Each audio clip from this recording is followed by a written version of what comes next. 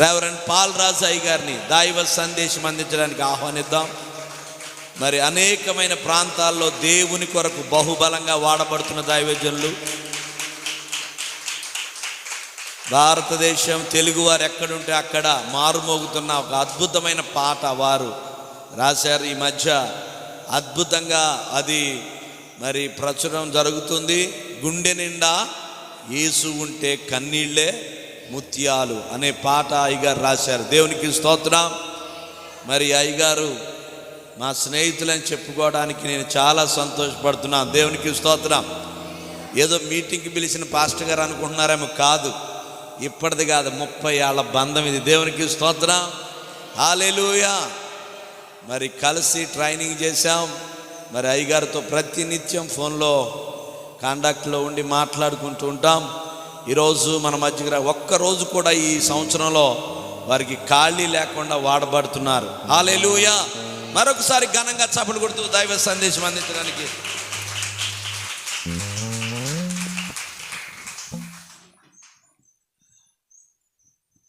నిలబడే వింటారా, ఇలాగ కూర్చుంటారా? కూర్చోండి. ఓకే. ఈ రాత్రి దేవుని యొక్క వాక్యంలో నుండి ఒక అద్భుతమైనటువంటి మాటను మనము ధ్యానం చేద్దాం. బైబిల్ గ్రంథం ఉన్న వాళ్ళందరూ కూడా యోహాను సువార్త 15వ అధ్యాయం 8వ వచనాన్ని ఈ పూట మన ధ్యానాంశంగా దయచేసి మరి చదవలసిందిగా ప్రభు పేరిట మనవి చేస్తున్నాను. చదువుతారు ఎవరైనా?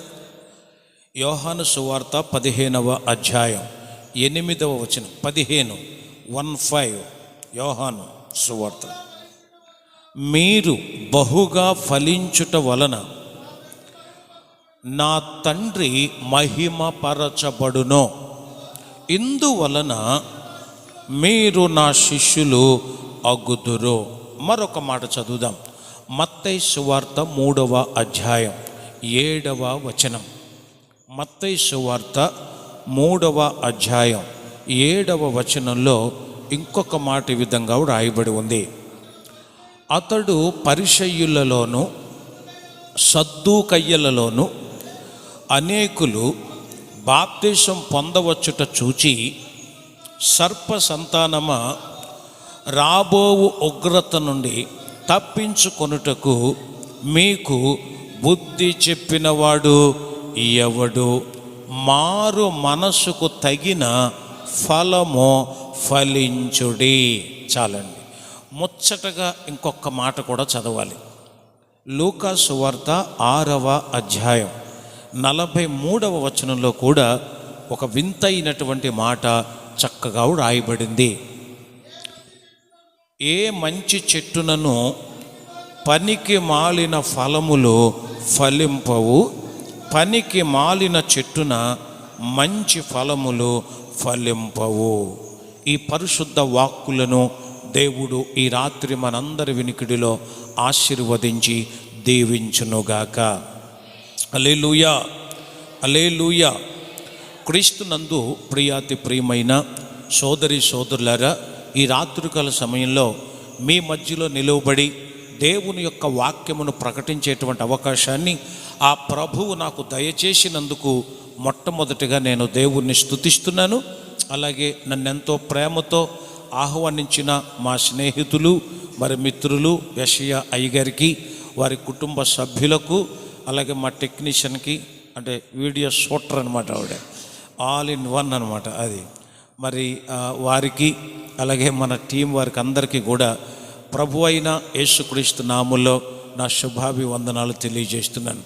రాజుబాబు గారు చనిపోయి చాలా సంవత్సరాలు అయినా ఇంకా ఆయన బతికిస్తానే ఉన్నాడు. ఆయన పాపం, దేవునికి స్తోత్రం. ఆయన పాడుతుంటే, ఆయన అలా నాట్యం చేస్తుంటే రాజుబాబు గారే గుర్తుకు వస్తున్నారు. దేవుని నామానికి స్తోత్రం. హల్లెలూయా. ప్రియులారా, మనం చదువుకున్నటువంటి 3 వచన భాగాల్లో 3 వాక్య భాగాలు మనం చదివాం. అందులో మొదటి మాట ఏమి చదివామంటే, తండ్రికి మహిమ తెచ్చే ఫలము. అంటే మీరు ఫలిస్తే నా తండ్రి మహిమ పరచబడతాడు. అంటే తండ్రికి మహిమ తెచ్చే ఫలము నెంబర్ 1. నెంబర్ 2, ఇంకొక మాట మనం చదువుకున్నాం, అందులో రాయబడింది మారు మనస్సుకు తగిన ఫలము. ఇది రెండవది. మారు మనస్సు పొందకముందు ఒకటి, పొందిన తర్వాత ఇంకొకటి. అందుకని దానికి తగినటువంటి ఫలం మారు మనసుకు తగిన ఫలము. మూడవది మంచి ఫలము. చెప్పండి అందరూ, మంచి ఫలము అన్నారు. తండ్రికి మహిమ తెచ్చే ఫలము, మారు మనసుకు తగిన ఫలము, మంచి ఫలము. దేవుని నామానికి స్తోత్రం.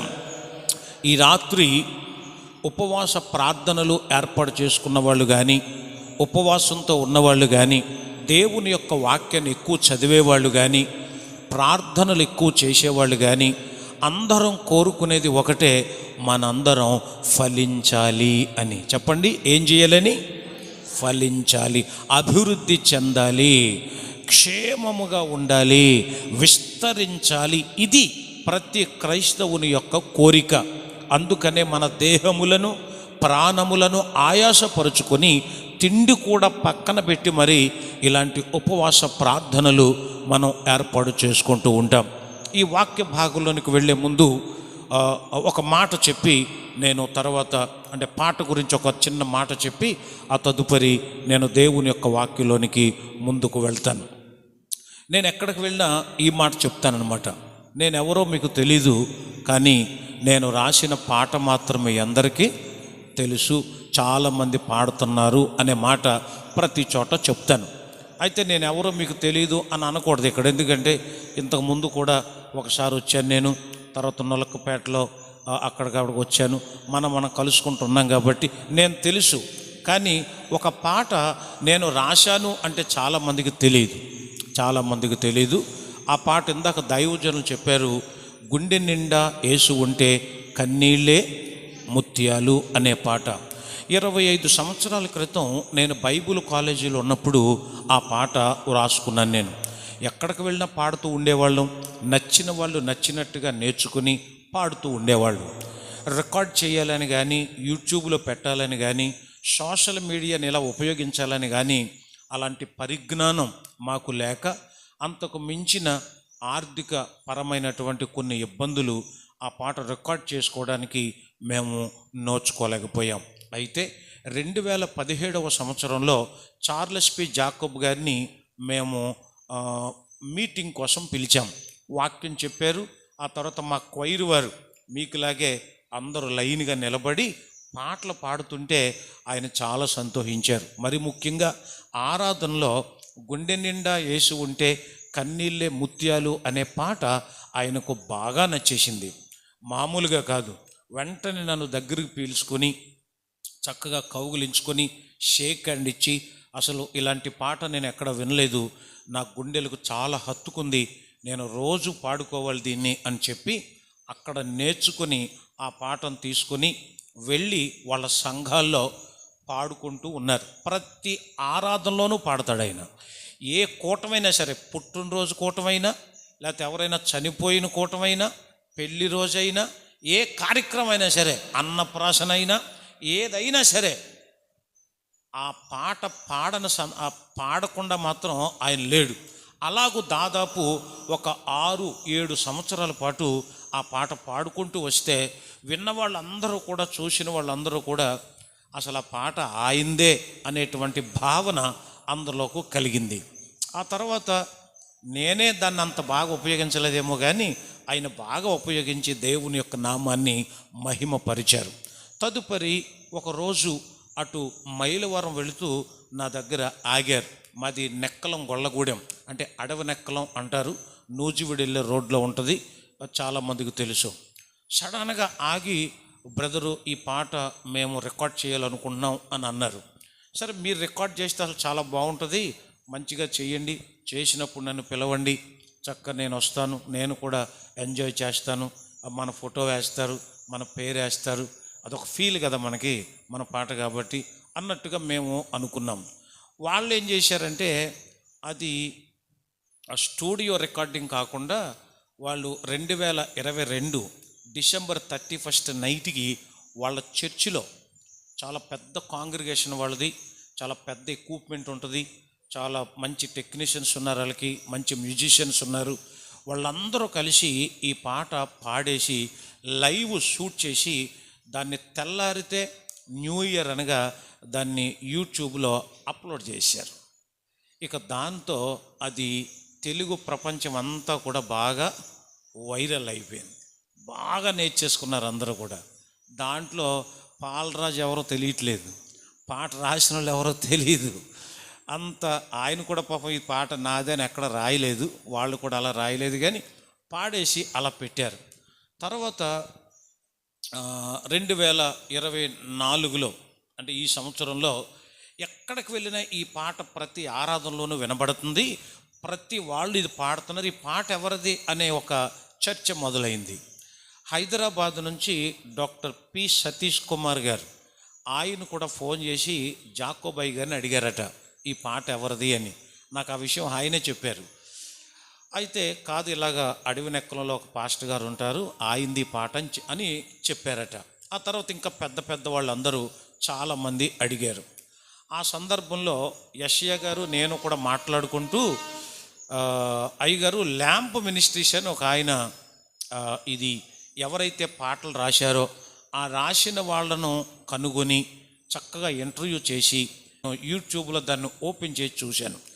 చాలామంది పాటలు రాసి మరుగున పడిన వాళ్ళను ఆయన వెతికి వాళ్ళ ఊరెళ్ళి వాళ్ళను ఇంటర్వ్యూ తీసుకొని ఏ సందర్భంలో రాశారు, ఎలా రాశారు, ఈ పాట మరి వేరే వాళ్ళ పేరుందేంటి, ఇలాంటి వివరాలన్నీ సత్యశోధన చేశాడు ఆయన. చాలా మంచిగా అనిపించింది. ఆ తర్వాత మేము ఆయనకి తెలియచేశాం. అప్పుడు ఆయన అయ్యో అసలు ఈ పాట ఎవరు రాశారు, నేను చాలా కొట్లాడుతున్నాను, మీరని తెలిసిందంటే వెంటనే మీ దగ్గరకు వచ్చేస్తానని చెప్పి ఒకరోజు మా ఊరు వచ్చి మా సంఘంలో నన్ను ఇంటర్వ్యూ చేశారు ఈ పాటకు సంబంధించి.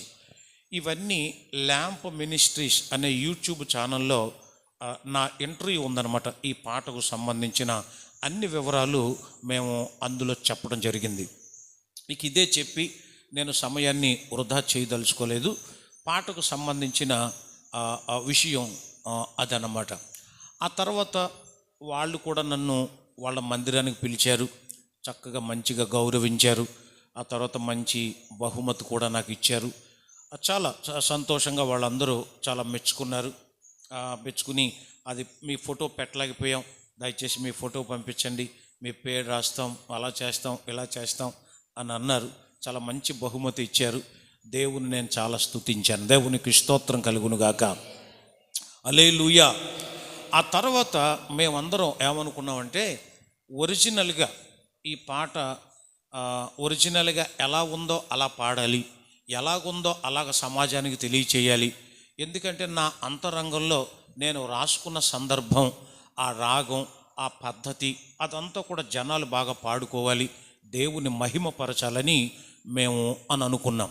అలాగ అనుకున్న తర్వాత జాన్ మంగాచార్యులు గారు, తర్వాత జేకే క్రిస్టఫర్ గారు, వీళ్ళందరితో కూడా మాట్లాడాం. జాన్ మంగాచార్యులు గారు అయితే కువైట్ నుంచి నాకు ఒకసారి ఫోన్ చేసి, సార్ మన పాట కువైట్లో కూడా పాడుతున్నారండి అన్నాడు. దేవునికి స్తోత్రం. కథ పాట రాసినోడు కువైట్ వెళ్ళలేదు, కానీ నా పాట మాత్రం వెళ్ళిపోయింది. నేను ఎక్కడికి వెళ్ళలేదు, కానీ పాట వెళ్ళిపోయింది. ఆ తర్వాత ఆయన ఒక చిన్న ప్రోత్సాహం చేశాడు అనమాట నాకు. మీరు కనుక రికార్డ్ చేస్తానంటే, మీరే పాడతానంటే నా వంతుగా నేను కొద్దిగా మీకు సహాయం చేస్తాను అని చెప్పారు. అలా చెప్పినట్టుగానే పాపం ఆయన వంతుగా ఆయన నాకు కాస్త ఆర్థికంగా సహాయపడ్డారు. దేవుణ్ణి చాలా స్తుతించాం.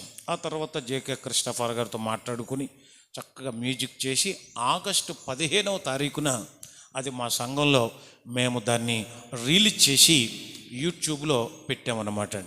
పాల్రాజ్ పెందుర్తి అనే యూట్యూబ్ ఛానల్లో ఈ పాట ఉంటుంది. లేదు పేరు కొట్టడం కష్టం అనుకుంటే మీరు గుండె నిండా అని కొడితే చాలు, చాలా గుండెలు ఓపెన్ అవుతాయి. చాలా గుండెలు ఉన్నాయి. చార్లెస్ పి జాకబ్ గారిదో గుండె, బ్లెస్సీ వెస్లీ గారిదో గుండె, ఇలా చాలా గుండెలో లబ్డబ్ డబ్బన మధ్యలో ఎక్కడో మన గుండె కూడా కాస్త కొట్టుమిట్లాడుతుంది అనమాట. అంటే మన గుండెని ఆల్రెడీ పిండేశారు చాలామంది. ఆ మిగిలిన కాస్త మేము యూట్యూబ్లో పెట్టగలిగాం. మీరు అది చూసి ఆ ఛానల్ ఓపెన్ చేసి దాన్ని చక్కగా అది ఎలాగుందో అలా పాడితే చాలా బాగుంటుంది. దేవునికి స్తోత్రం, హల్లెలూయా. ఎందుకంటే చాలామంది చాలా రకాలుగా పాడేశారు. సరే, ఎవరిని మనం ఏం అనలేదు, కానీ ప్రభు యొక్క నామం మహిమపరచబడింది. ఈ పాట కోసం నేను ఇంత పర్టికులర్గా ఎందుకు చెబుతున్నానంటే, నాకు చాలా మంచి కామెంట్స్ వచ్చాయి. నా యూట్యూబ్ ఛానల్ కనుక మీరు ఓపెన్ చేసి కామెంట్స్ చదివితే చాలా ప్రోత్సాహం అనిపిస్తుంది. చాలామంది చాలా మంచి కామెంట్స్ పెట్టారు. ఇంకా కామెంట్స్ పెట్టడం రాని వాళ్ళు చాలామంది ఫోన్ చేశారు నాకు. కొన్ని వేల ఫోన్ కాల్స్ అనమాట. అప్పటి నుంచి నా ఫోన్ ఖాళీ లేదంటే మీరు నమ్మాలి. దేవునికి స్తోత్రం. అలాగున్న చాలామంది పెద్ద పెద్దవాళ్ళు ఈ పాట మమ్మల్ని ఆదరించిందని, తర్వాత సిరివెల్ల హానోక్ గారు చాలా మంచి కామెంట్ పెట్టారు నాకు. ఆ తర్వాత హైదరాబాద్లో బాలరాజు గారని ఆయన చాలా మెచ్చుకున్నారు. ఎజ్రా శాస్త్రి గారు చాలా పెద్ద ఆయన, నా దగ్గర ఒక మంచి మెసేజ్ ఉంది ఆయన పెట్టింది. ఇలాంటి వాళ్ళ దగ్గర నుంచి నాకు మంచి అప్రిషియేషన్ వచ్చింది. ఇంకా చెన్నై నుంచి ఆయన పేరేంటి గడ్డ ఉంటుంది, ఆయన దినేష్ గారు అయితే డైరెక్ట్గా జేకే క్రిస్టఫర్ గారికి ఒక ఇంగ్లీష్లో ఒక మంచి వాయిస్ మెసేజ్ పెట్టారనమాట. క్రిస్టఫర్, ఈ పాటకు మీరు చాలా మంచి మ్యూజిక్ చేశారు. చాలామంది ప్లేయర్స్ ఉన్నారు, ఆ పాటకు తగ్గ ఆ కార్డింగ్స్లో ఏదో దానికి తగ్గట్టుగా ఇస్తున్నారు, కానీ ఆ పాటకు తగ్గిన ఫీలు ఇవ్వటంలో నీకు చాలా దేవుడు మంచి వరం ఇచ్చాడు. చాలా మంచిగా చేశారు. అది నేను అప్రిషియేట్ చేస్తున్నాను మిమ్మల్ని. అది భగవంతుడు మీకు ఇచ్చిన వరం అని అతను అప్రిషియేట్ చేశాడు. దేవునికి స్తోత్రం కలుగును గాక. ఇవన్నీ ఒక ఎత్తు అయితే నాకు పోయిన నెలలో తిరుపతి పక్కన పీలేరని ఒక ఊరుంది. ఆ ఊరిలో శాంతమ్మ అనేటువంటి ఒక ఆవిడ నాకు ఫోన్ చేశారు. లోతరన్ చర్చికి వెళ్తారు వాళ్ళు. వాళ్ళ కొడుకు కార్తీకు నాకు ఫోన్ చేశారు. ఆ తల్లి ఫోన్ చేసి గట్టిగా ఏడ్చేసింది. అమ్మ మీరెవరు ఏంటి అని అంటే, నాన్న నా వయసు 69 సంవత్సరాలు, నువ్వు నా కొడుకు లాంటి వాడివి. ఈ పాట గురించి ఒక మాట చెప్పింది, నా ఒళ్ళు జలధరించేసింది అనమాట. మనందరం కూడా ప్రోత్సహించబడేటువంటి ఒక చిన్న విషయం జరిగింది. ఏంటి ఆ విషయం అంటే, వాళ్ళ కొడుకు పేరు కార్తీకు. అతడు బ్యాంకులో అసిస్టెంట్ మేనేజర్గా పనిచేస్తున్నాడు. ప్రజెంటు పీలేరులో బ్యాంక్ అసిస్టెంట్ మేనేజర్గా పనిచేస్తున్నాడు. అతని భార్య అతనికి విడాకులు చెడిపోయింది. చాలా ఇబ్బంది పెట్టేసింది ఆవిడ. దాంతో మనశ్శాంతి లేక, నెమ్మది లేక అతను ఒక రోజు చచ్చిపోవాలి అని అనుకున్నాడు. ఎలా చచ్చిపోవాలి అని అంటే, రైలు వచ్చినప్పుడు దానికి ఎదురుగా నిలబడితే ఒక్కసారి దడేలు మన గుద్దేస్తుంది, ఇక వెంటనే ప్రాణం పోద్ది, నేను ఉండకూడదు, ఆఖరికి నా శవం కూడా దొరకకూడదు అన్నంత విసుగు బ్రతుకు మీద, జీవితం మీద అతనికి కలిగింది. అలాంటి సందర్భంలో అతను కారు వేసుకుని ఆ రైల్వే ట్రాక్ దగ్గరికి వెళ్ళిపోయి, ఇక ట్రైన్ వస్తుంది, వచ్చే వరకు వెయిట్ చేయాలి, వచ్చిన తర్వాత వెళ్ళి దానికి ఎదురుగా నిలబడాలి అని అనుకుని కారులో అతను యూట్యూబ్ ఓపెన్ చేసి పాటలు వినటం మొదలెట్టాడు. అప్పుడు మన పాట అతనికి ఆ యూట్యూబ్లో వరుసలో గుండె నిండా యేసు ఉంటే అనే తంబలైన ఉంటుంది కదా, అది చూడగానే అతనికి కొంచెం చూడముచ్చటగా అనిపించింది. వెంటనే దాన్ని క్లిక్ చేశాడు. క్లిక్ చేస్తే ఆ పాట స్టార్ట్ అయ్యే ముందు, మీరు ఎంతమంది చూశారో లేదో నాకు తెలీదు, మీరు ఆ పాట చూశారో లేదో తెలీదు, నా ఛానల్లో ఆ పాట మీరు క్లిక్ చేయగానే ముందు బ్లాక్ స్క్రీన్ కనబడుతుంది. దాని మీద టైప్ చేసిన సౌండ్ వినబడుతుంది. అప్పుడు వైట్ లెటర్స్ వస్తాయి అన్నమాట. వైట్ లెటర్స్ వస్తాయి. అక్కడ నేను రాసుకున్నాను. ఏమని రాసుకున్నానంటే, మా ఎడిటర్ ఏమన్నారంటే, ఏంటి సార్ ఎలా రాయమంటున్నారు ఏంటండి, ఇది కాదు ఏదైనా వేరేది ఏదైనా రాద్దాం అని అన్నాడు. కానీ కాదు ఇదే రాయాలి, రాయి నీకెందుకు, ఇది బాగుంటుంది, నా అంతరంగం అది నువ్వు చక్కగా రాయాలంటే అప్పుడు ఆయన రాశాడు. నేను అక్కడ రాసుకున్నాను ఏమనంటే, ఇది గేయం కాదు, నా హృదయంలోని గాయం. Very good. కొంతమంది చూశారు, చాలా సంతోషం. ఆ మాట అతన్ని బాగా పట్టుకుంది. వెంటనే పాట అంతా వినటం మొదలెట్టాడు. పాట అది స్టార్ట్ అయిన తర్వాత అతని మనసులో ఏదో ఒక తెలియని ఏదో ఒక ఆశ, ఏదో ఒక ఇది అతనికి చిగురించిందనమాట. ఆహ్లాదకరంగా అనిపించింది అతనికి. ఆ తర్వాత పాట అంతా విన్నాడు, కొంచెం నెమ్మది అనిపించింది. తర్వాత మళ్ళీ సెకండ్ టైం విన్నాడు, అందులో ఉన్న భావం అతని గుండెను బాగా పట్టేసింది. ఆ తర్వాత ఇక ఏడవటం మొదలుపెట్టాడు. ఆ పాటలో కొన్ని పదాలు అతని మనసును బాగా ఆదరించి చివరికి ఏంటి నేను రాసుకున్నాను, ఊపిరంతా శాపమైన, గాలి కూడా గేలి చేసిన నువ్వే నా చెలిమి, నువ్వే నా, అంటే గాలి కూడా గేలి చేసిన, జాలి లేని ఇలలో నువ్వే నా కలిమి అనే మాట అతన్ని బాగా ఆకట్టుకుని పరిశుద్ధాత్మ దేవుడు పనిచేయటం మొదలెట్టాడు. ఇక డిసైడ్ అయ్యాడు, నేను చావకూడదు, బ్రతికితే యేసయ్య కోసమే బ్రతకాలి అని డిసైడ్ అయ్యాడు. ఆ తర్వాత వెంటనే పరిగెత్తుకుంటూ ఇంటికి వచ్చి వాళ్ళ అమ్మ కాళ్ళ మీద పడి, అమ్మ ఈరోజు నేను ఇలా చేయాలనుకున్నాను, ఒక పాట నన్ను బతికించిందమ్మా అనగానే ఆశ్చర్యపోయింది ఆ తల్లి. ఏంటి ఆ పాట అనే ఆ తల్లి కూడా ఓపెన్ చేసి ఆ పాట విన్న తర్వాత నాకు వెంటనే ఫోన్ చేసి ఇలా చెప్పింది, నాన్న నీ పాట నా కొడుకును బతికించింది, నాన్న నీ పాట నా కొడుకును బతికించింది అని గట్టిగా ఏడ్చేస్తే నా ఒళ్ళు జలధరించేసింది. అసలు నేను దేవుణ్ణి చాలా స్తుతించాను. నేను ఎవరిని ప్రభువా, అల్పుడునైనటువంటి నాతో ఎన్నో సంవత్సరాల క్రితం రాయించిన ఆ పాట ఒక వ్యక్తిని బతికించగలిగిందంటే, ఒక పాట మనిషిని తాకి బ్రతికించగలిగిందంటే పరిశుద్ధాత్మ దేవుడు నిజంగా దానికి ఎంత అభిషేకం ఇచ్చాడో నేను తనివి తీర నా యేసయ్యను మనసారా స్తుతించాను. దేవుని నామానికి మహిమ కలుగునుగాక. ఇలాంటి చాలా ఉన్నాయి. 4 రోజుల క్రితం ఒక తల్లి ఒక కామెంట్ పెట్టింది, అన్నయ్య మా పాపకి 7వ నెల, ఎన్నో నెల ఏడిసింది అనుకోండి, పాలు ఇవ్వటం కాదు, ఈ పాట పెడితేనంట ఆగిపోద్దంట. అసలు ఏంటి ఈ చిత్రం, అసలు దేవుడు ఎంత మంచి స్థితి ఇచ్చాడు అని నేను ఎంతగా దేవుణ్ణి మరి మహిమపరుస్తున్నానో. ఆ పాట రాయడానికి కలిగిన అసలు కారణం చాలా పరిస్థితులు ఉన్నాయి. సమయాన్ని బట్టి నేను మీకు తెలియచేస్తాను. మొదటిగా అందరం కలిసి నాతో పాటు ఒక పల్లవి చరణమైన ఈ పాట పాడేసి ఆ తర్వాత మనం వాక్య భాగంలోనికి మనం వెళ్దాం. దేవునికి స్తోత్రం కలుగునుగాక. హల్లెలూయా. మిగతా ఏ గుండె పాడింది పాడకూడదు, మీరు నాకు గుండె పాడిందే పాడాలి మీరు, ఓకేనా? అంటే నేను ఎలా పాడతానో మీరు అలాగే పాడాలన్నమాట. ఒరిజినల్ ట్యూన్ అది, మీరు అదే చూసి నేర్చుకోవాలి, అలా నేర్చుకోవాలి. అంటే ఎలాగైనా పాడవచ్చు, ఎలా పాడినా దేవునికి మహిమ. కానీ మొట్టమొదటిగా నేను రచించి ఆ రోజు నేను ట్యూన్ చేసుకుని కొన్ని పదాలు దాన్ని కూర్చుకొని నేను చేసుకున్నటువంటి ఆ పాట మనందరం కలిసి చక్కగా పాడదాం. దేవునికి స్తోత్రం కలుగునుగాక. హల్లెలూయా. అయ్యా డి మేజర్ ఇవ్వండి.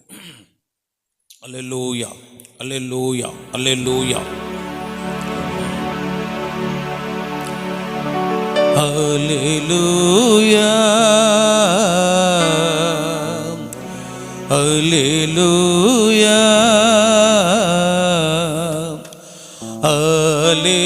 హల్లెలూయా,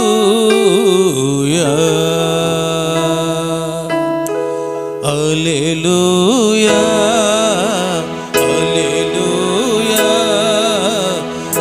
హల్లెలూయా. గుండె నిండా యేసు ఉంటే కన్నీలే ముత్యాలు. 4:4లోనే గుండె గుడిలో యేసు ఉంటే దుఃఖమైన సంతోషం. గుండె నిండా నువ్వే యేసు, గుండె నిండా నువ్వే, గుండె నిండా నువ్వే యేసు, గుండె నిండా నువ్వే, గుండె నిండా నువ్వే, నా గుండె నిండా నువ్వే, గుండె నిండా నువ్వే, నా గుండె నిండా నువ్వే. లోక స్నేహం వెలివేసిన శోకంలో ముంచి వేసిన నువ్వే నా నేస్తం. లోక స్నేహం వెలివేసిన శోకంలో ముంచి వేసిన నువ్వే నా నేస్తం. జాలిలేని చెప్పేదొక్కటే గుండె నిండా నువ్వే. గుండె నిండా నువ్వే యేసు, గుండె నిండా నువ్వే. గుండె నిండా నువ్వే యేసు, గుండె నిండా నువ్వే. గుండె నిండా నువ్వే, నా గుండె నిండా నువ్వే. గుండె నిండా నువ్వే, నా గుండె నిండా నువ్వే. గుండె నిండా యేసు ఉంటే నీలే ముత్యాలు. గుండె గుడిలో యేసు ఉంటే దుఃఖమైన సంతోషం. గుండె నిండా నువ్వే యేసు, గుండె నిండా నువ్వే. గుండె నిండా నువ్వే యేసు, గుండె నిండా నువ్వే. గుండె నిండా నువ్వే, నా గుండె నిండా నువ్వే. గుండె నిండా నువ్వే, నా గుండె నిండా నువ్వే. హల్లెలూయా, హల్లెలూయా, హల్లెలూయా. హల్లెలూయా, హల్లెలూయా, హల్లెలూయా.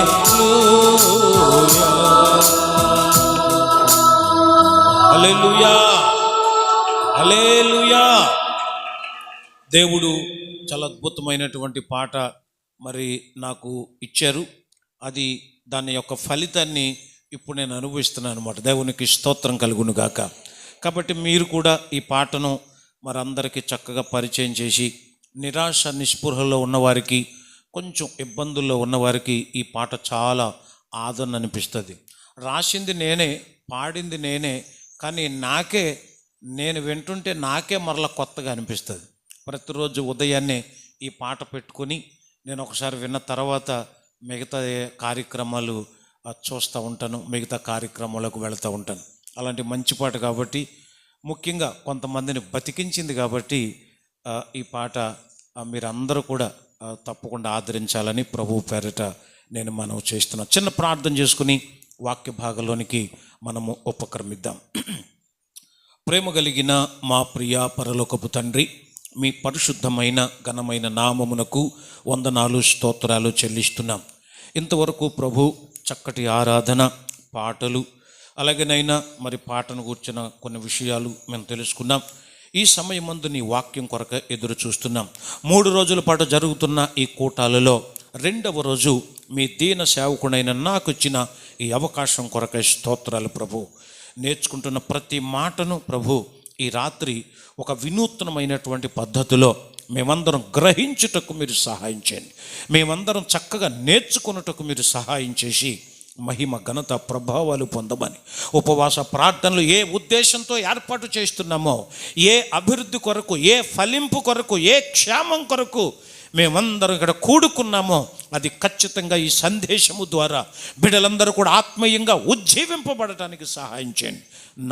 మాకు మీ తోడు నీడ ఇచ్చి నడిపించి మహిమను పొందమని యేసయ్య పరిశుద్ధ నామములో ప్రార్థించుచున్నాము పరమ తండ్రి. ఆమేన్, ఆమేన్, ఆమేన్.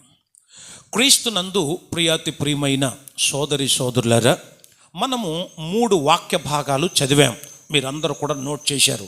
ఈ 3 వాక్య భాగాలలోనూ తండ్రికి మహిమ తెచ్చు ఫలము, మారు మనసుకు తగిన ఫలము, తర్వాత మంచి ఫలము, ఈ 3 వాక్యాల పదాల చివరన ఫలము ఫలము ఫలము అనే మాట రాయబడింది.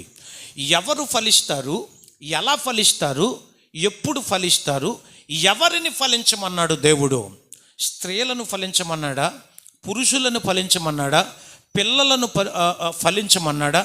ఎవరిని ఫలించమన్నాడు? ఆదికాండం 1వ అధ్యాయం 28వ వచనం. మీరెంత త్వరగా చదివితే అంత త్వరగా మనం ముందుకు వెళతాం.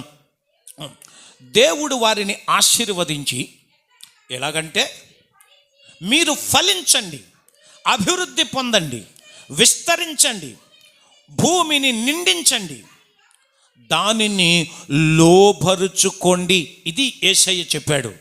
భూమి మీద ఉన్న మనిషిని చేసిన తర్వాత, అంటే ప్రకృతి అంతా చేసేసిన తర్వాత, జీవరాశులన్నిటినీ చేసేసిన తర్వాత మనిషిని చేశాడు. ఎందుకో తెలుసా? సృష్టి అంతటిలోనూ అతి శ్రేష్టమైన జీవి ఎవరంటే మనిషే.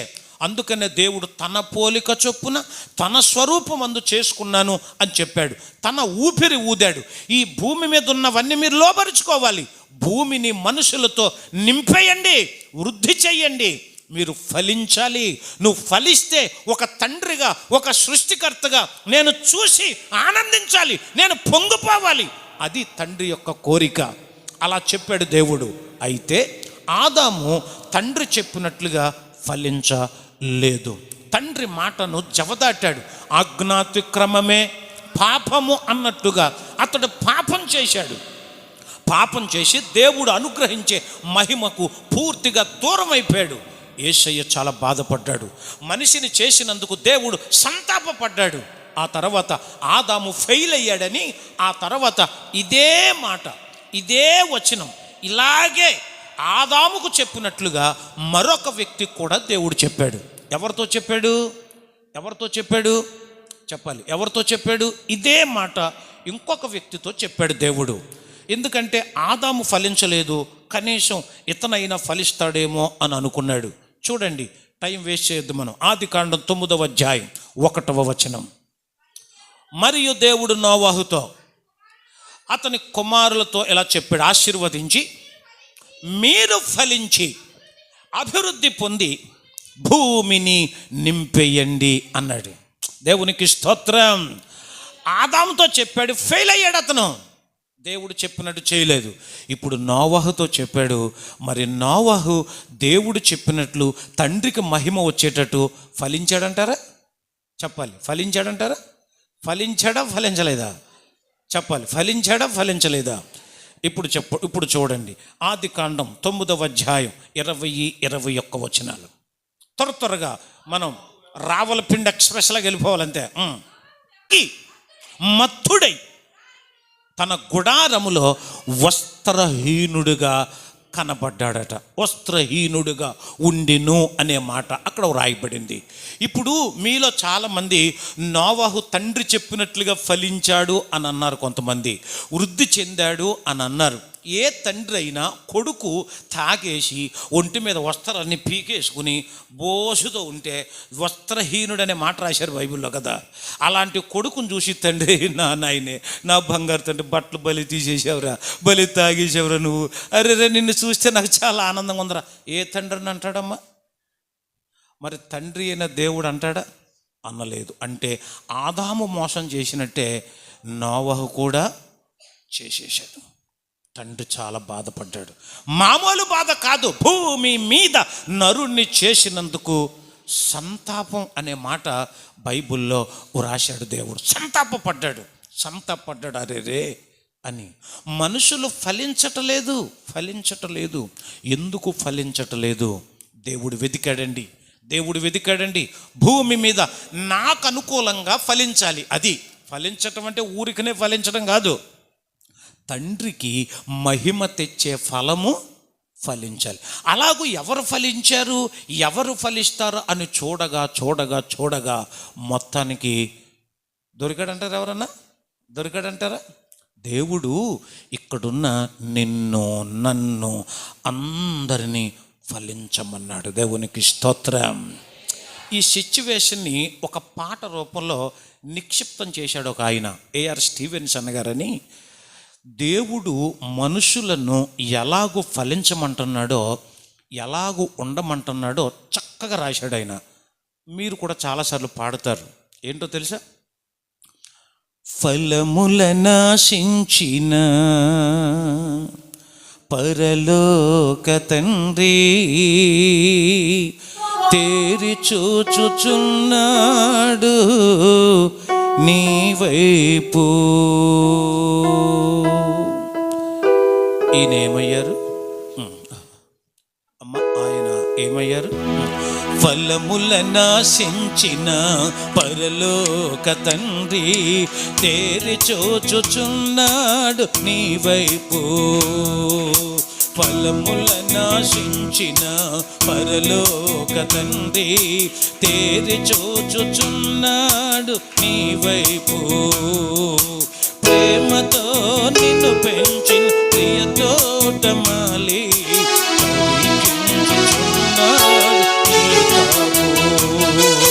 ప్రేమతో నిన్ను పెంచి ప్రియ తోటమాలి పలికించుచున్నాడు నీ కాపు. ఫలించకుండుట నీకు న్యాయమా? యజమాని సహనంతో జలగాటమా? ఫలించకుండుట నీకు న్యాయమా? యజమాని సహనంతో జలగాటమా? ఫలములనాశించిన పరలోక తండ్రి తేరి చూచుచున్నాడు నీ వైపు. పరలోకమందున్నటువంటి తండ్రి, నిన్ను చేసిన తండ్రి, నువ్వు దరిద్రురాలిగా ఉంటే దేవుడికి ఇష్టం కాదు. నువ్వు దౌర్భాగ్యుడిగా ఉండకూడదు, అప్పుల బాధతో ఉండకూడదు, అనారోగ్యాలతో బాధపడకూడదు, జబ్బులతో ఉండకూడదు, కుటుంబం నిండా సమస్యలతో ఉండకూడదు. ఇది దేవుని చిత్తం కాదు, దేవునికి ఇష్టం కాదు. మనందరం ఫలించాలి, ఎదగాలి. దేవునికి స్తోత్రం. అరే, అలా ఎదగమంటే, అలా ఫలించమంటే ఆదాము ఫలించలేదు, నోవహు ఫలించలేదు. దేవుడు వెతకగా మొత్తం మీద ఒకడు దొరికాడు. దేవునికి స్తోత్రం కలుగును గాక. ఆదికాండం 49వ అధ్యాయం 22వ వచనం. ఆదికాండం 49వ అధ్యాయం 22వ వచనంలో ఓ చక్కని మాట ఈ విధంగా వ్రాయబడింది. చదువుతారు. యోసేపు ఫలించెడి కొమ్మ, ఊట యొద్ద ఫలించెడి కొమ్మ, దాని రెమ్మలు గోడ మీదికి ఎక్కి వ్యాపించును. గట్టిగా చప్పట్లు కొడుతూ ప్రభు యొక్క నామమున ఎంతో ఆశతో ఉన్న, ఎంతో కోరికతో కనిపెడుతున్న యేసయ్య ఇప్పుడు దేవుడు అమ్మయ్య మొత్తం మీద ఒకడు ఫలించాడు అనుకున్నాడు దేవుడు. దేవుని గట్టిగా స్తోత్రం చెబుదాం. హల్లెలూయా. ఎందుకు అలా ఫలించాడు? యోసేపు ఫలించాడు కొమ్మ, ఇది మనందరికీ తెలిసిన విషయమే, ఇదేం పెద్ద కొత్త విషయం ఏం కాదు. కానీ అతడు ఫలించిన విధానం నాకు చాలా కొత్తగా అనిపించింది. ఇప్పుడు యోసేపు ఫలించినట్టు నేను ఎందుకు ఫలించకూడదు? నువ్వెందుకు ఫలించకూడదు? మనందరం ఎందుకు అలాగున ఫలించట్లేదు? ఎందుకు అలా ఫలించట్లేదు అంటే, ఒక సండే స్కూల్ పిల్లోడు ఒకరోజు తాగుతూ వచ్చాడు. అంటే కూల్ డ్రింక్ కాదు, మామూలుగా ఏదో తాగాడు, తూలిపోతా వస్తున్నాడు. ఏరా ఏం తాగావు అన్నాం. ఆ పక్కన ఉన్నవాడు అన్నాడు, ఈడు తాగేసాడండి అన్నాడు. ఎలా తాగాడురా ఏంట్రా అంటే, వాళ్ళ నాన్న తాగుతాడు, తాగుబోతు కదండి, ఈడు కూడా తాగేశాడండి అన్నాడు. మరి మీ నాన్న తాగుబోతూ నువ్వు తాగావు, మీ మమ్మీ అన్న చెప్పదా? మీ మమ్మీ తాగకూడదు, ఇది మంచిది కాదు, మనం దేవుని నమ్ముకున్నాం, దేవునిలో ఉండాలని మీ మమ్మీ చెప్పదా అని అంటే, ఆ తాగేసిన కుర్రాడు అన్నాడు, మీకు షాకింగ్ చేసేవాడు చెప్పనా, మా మమ్మీ డాడీ కలిపే తాగుతారు అన్నాడు. వాళ్ళిద్దరూ కలిపి తాగుతారట. వాళ్ళిద్దరూ కలిపి తాగితే మరి వీడేం చేస్తాడు అంటే, ఒక వ్యూ ఆఫ్ పాయింట్లో మనందరి మైండ్ సెట్ ఏంటంటే, దొంగలు ఇప్పుడు తల్లిదండ్రులు ఇద్దరు దొంగలు అనుకోండి, పిల్లలు కూడా ఏమవుతారు? వాళ్ళందరూ నరహంతకులు అనుకోండి, వీళ్ళు ఏమవుతారు? అందరు ఇంట్లో ఉన్న అందరు అబద్ధాలే ఆడతారు అనుకోండి, వీళ్ళు ఏం చేస్తారు? మాట్లాడాలి మీరు, అబద్ధాలు ఆడతారు కదా. మనందరి మైండ్ సెట్ ఇదే. కానీ దీనికి వ్యతిరేకంగా యోసేపు ఫలించిన విధానం నన్ను ఆశ్చర్యానికి గురి చేసింది. ఇది మీరు ఈ ఉపవాస ప్రార్థనలో నేర్చుకోగలిగితే, మీరు గ్రహించగలిగితే, యోసేపు కంటే కూడా మించిన వారిగా మనం ఫలిస్తాం. గట్టిగా చప్పట్లు కొడుతూ ప్రభు యొక్క నామం, ఆ మర్మం ఏంటో ఈ రాత్రి మనం తెలుసుకోబోతున్నాం. దేవునికి స్తోత్రం. నేను అన్ని వచనాలు చూపించే కంటే టకమని చెప్పేస్తాను, సమయం చాలా అవుతుంది కాబట్టి నేను చాలా తొందరగా చెప్తాను, ఓకేనా? నేను అడిగిన దానికి టక్మని మీరు సమాధానం చెప్పాలి, ఓకేనా? యోసేపుకు ఒక నాన్న ఉన్నాడు, ఆ నాన్న పేరేంటో చెప్పాలి, మాట్లాడాలి మీరు. యాకోబేనా? మాట్లాడాలి. వేరే పేరు చెప్పారంటే మళ్ళీ ఆయన వచ్చేస్తాడు, మళ్ళీ ఆయన దెబ్బలాడతాడు కదా. యాకోబు.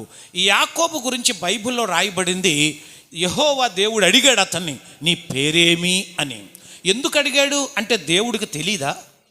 తెలుసుండి ఎందుకు అడిగాడంటే, వాళ్ళ తండ్రితో ఒకసారి అబద్ధం ఆడాడు. ఎవరు అంటే, తండ్రిని మోసం చేశాడు యాకోబు. నాన్న నువ్వెవరు అంటే, యాకోబునని చెప్పలేదు, ఏమని చెప్పాడు? ఏశావుని అన్నాడు. అదేంట్రా స్వరమేమో ఇలాగుంది, తడిని చూస్తే ఇలాగుంది ఏంట్రా అన్నాడు. లేదు వృద్ధాప్యం అది నీకు అలాగే ఉంటా, నీకు శాదాత్వం వచ్చేసింది అన్నాడు. ఈ ముసలందరూ ఇంతే, ఎదవ శాదాంతం, మాట ఒకటి అంటారు, అదంటారు, కాదు చెయ్యి అన్నాడు. మొత్తానికి దీవించేశాడు, వెళ్ళిపోయాడు. తండ్రిని మోసం చేశాడు, ఆ తర్వాత అన్నను మోసం చేశాడు, అక్కడికి వెళ్ళిన తర్వాత మేనమామను కూడా మోసం చేశాడు. అతని లైఫ్ అంతా మోసం. అందుకని యాకోబు పేరు చెప్పగానే ఏమంటాం మనం? గట్టిగా అనండి మాట, మోసగాడు. ఇప్పుడు యోసేపు నాన్న ఎవరు చెప్పండి? మోసగాడు అనాలి మీరు. మోసగాడు. ఒక మోసగాడి కడుపును పుట్టాడు ఎవరు? ఈ యోసేపు. ఇది అలాగ ఉంచండి. తర్వాత వాళ్ళ అమ్మ పేరు చెప్పండి. అమ్మ చెప్పాలి, ఎవరు? రాహేల్ అంటే రేచల్ అంటాం మనం. ఈ రేచల్ ఎలాంటిదంటే, రాహేల్ ఎలాంటిదంటే, యాకోబుతో పాటు పరిస్థితులు బాగాలేదు, మనం పెట్టే బెడసెద్దరే వెళ్ళిపోదాం అన్నప్పుడు వాళ్ళ సామాను మాత్రమే సర్దుకోవాలి మామూలుగా అయితే, అవునా? వాళ్ళ సామాను మాత్రమే సర్దుకోవాలి. కానీ రాహేల్ ఏం చేస్తుందంటే, నాన్నకు తెలియకుండా ఒకటి, అమ్మకు తెలియకుండా ఒకటి, అన్నకు తెలియకుండా ఇంకొకటి, ఎవరికి తెలియకుండా ఇంకోటి, మొత్తం మూట కట్టి, ఎవరికి తెలియకుండా మూట కట్టి తెచ్చేసింది. ఈ ప్రక్రియకు ఓ పేరు పెట్టంటే నువ్వేం పెడతావు? దొంగ.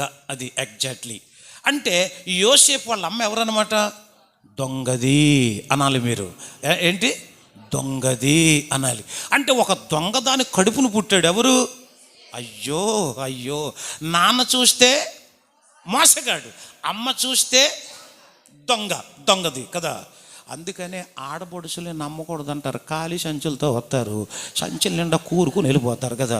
ఆడపడుచులు జాగ్రత్తగా చూడాలి. అంటే అందరూ అలా ఉంటారని కాదు, కానీ ఈ ఆడపడుచులతో కొంచెం ప్రమాదం ఎలాగైనా కదా. ఎందుకంటే హస్బెండ్ కూడా ఎక్స్పెక్ట్ చేస్తారు, మా ఆవిడ ఏం తెస్తుంది అని. ఇంటికి పంపడానికి ఏం చూడ్డు కానీ ఏం తెస్తుందని చూస్తారు అప్పుడు. అందుకని ఆడపడుచు వచ్చినప్పుడు సంచులు ఎన్ని తెచ్చారో చూడాలి మనం. అది ఎందుకంటే రేచల్ అలా చేసింది, అది మన ఆడపడుచు అలా చేసింది కాబట్టి కదా. అలాగా. తర్వాత ఇప్పుడు యోసేపు యొక్క అన్నల గురించి చూస్తే మీకు ఒక వచనం చూపిస్తాను. 37వ అధ్యాయం ఆదికాండం 2వ వచనంలో యోసేపుకి 17 ఏండ్లు. ఆ 17 ఏండ్ల వయసులో యోసేపు తన అన్నలు మందలు కాయిచు ఉండగా వాళ్ళ దగ్గరకు వెళ్ళి ఈ యోసేపు తన అన్నల యొక్క చెడుతనము అనే మాట అక్కడ వ్రాయబడింది. చెడుతనమును ఆ సమాచారాన్ని తీసుకొచ్చి వాళ్ళ నాన్నకు చెప్పేవాడట. నాన్న, అన్నలు ఇలా చేస్తున్నారు నాన్న అన్నలు అలాంటి వాళ్ళు నాన్న, ఇలాంటి వాళ్ళు నాన్న అని. అంటే దీన్ని బట్టి నాకు అర్థమైన విషయం ఏంటంటే యోసేపు అన్నలు చెడ్డవారు. అక్కడ ఉందా మాట, ఉందా బైబిల్లో? అది చెడ్డవాళ్ళు.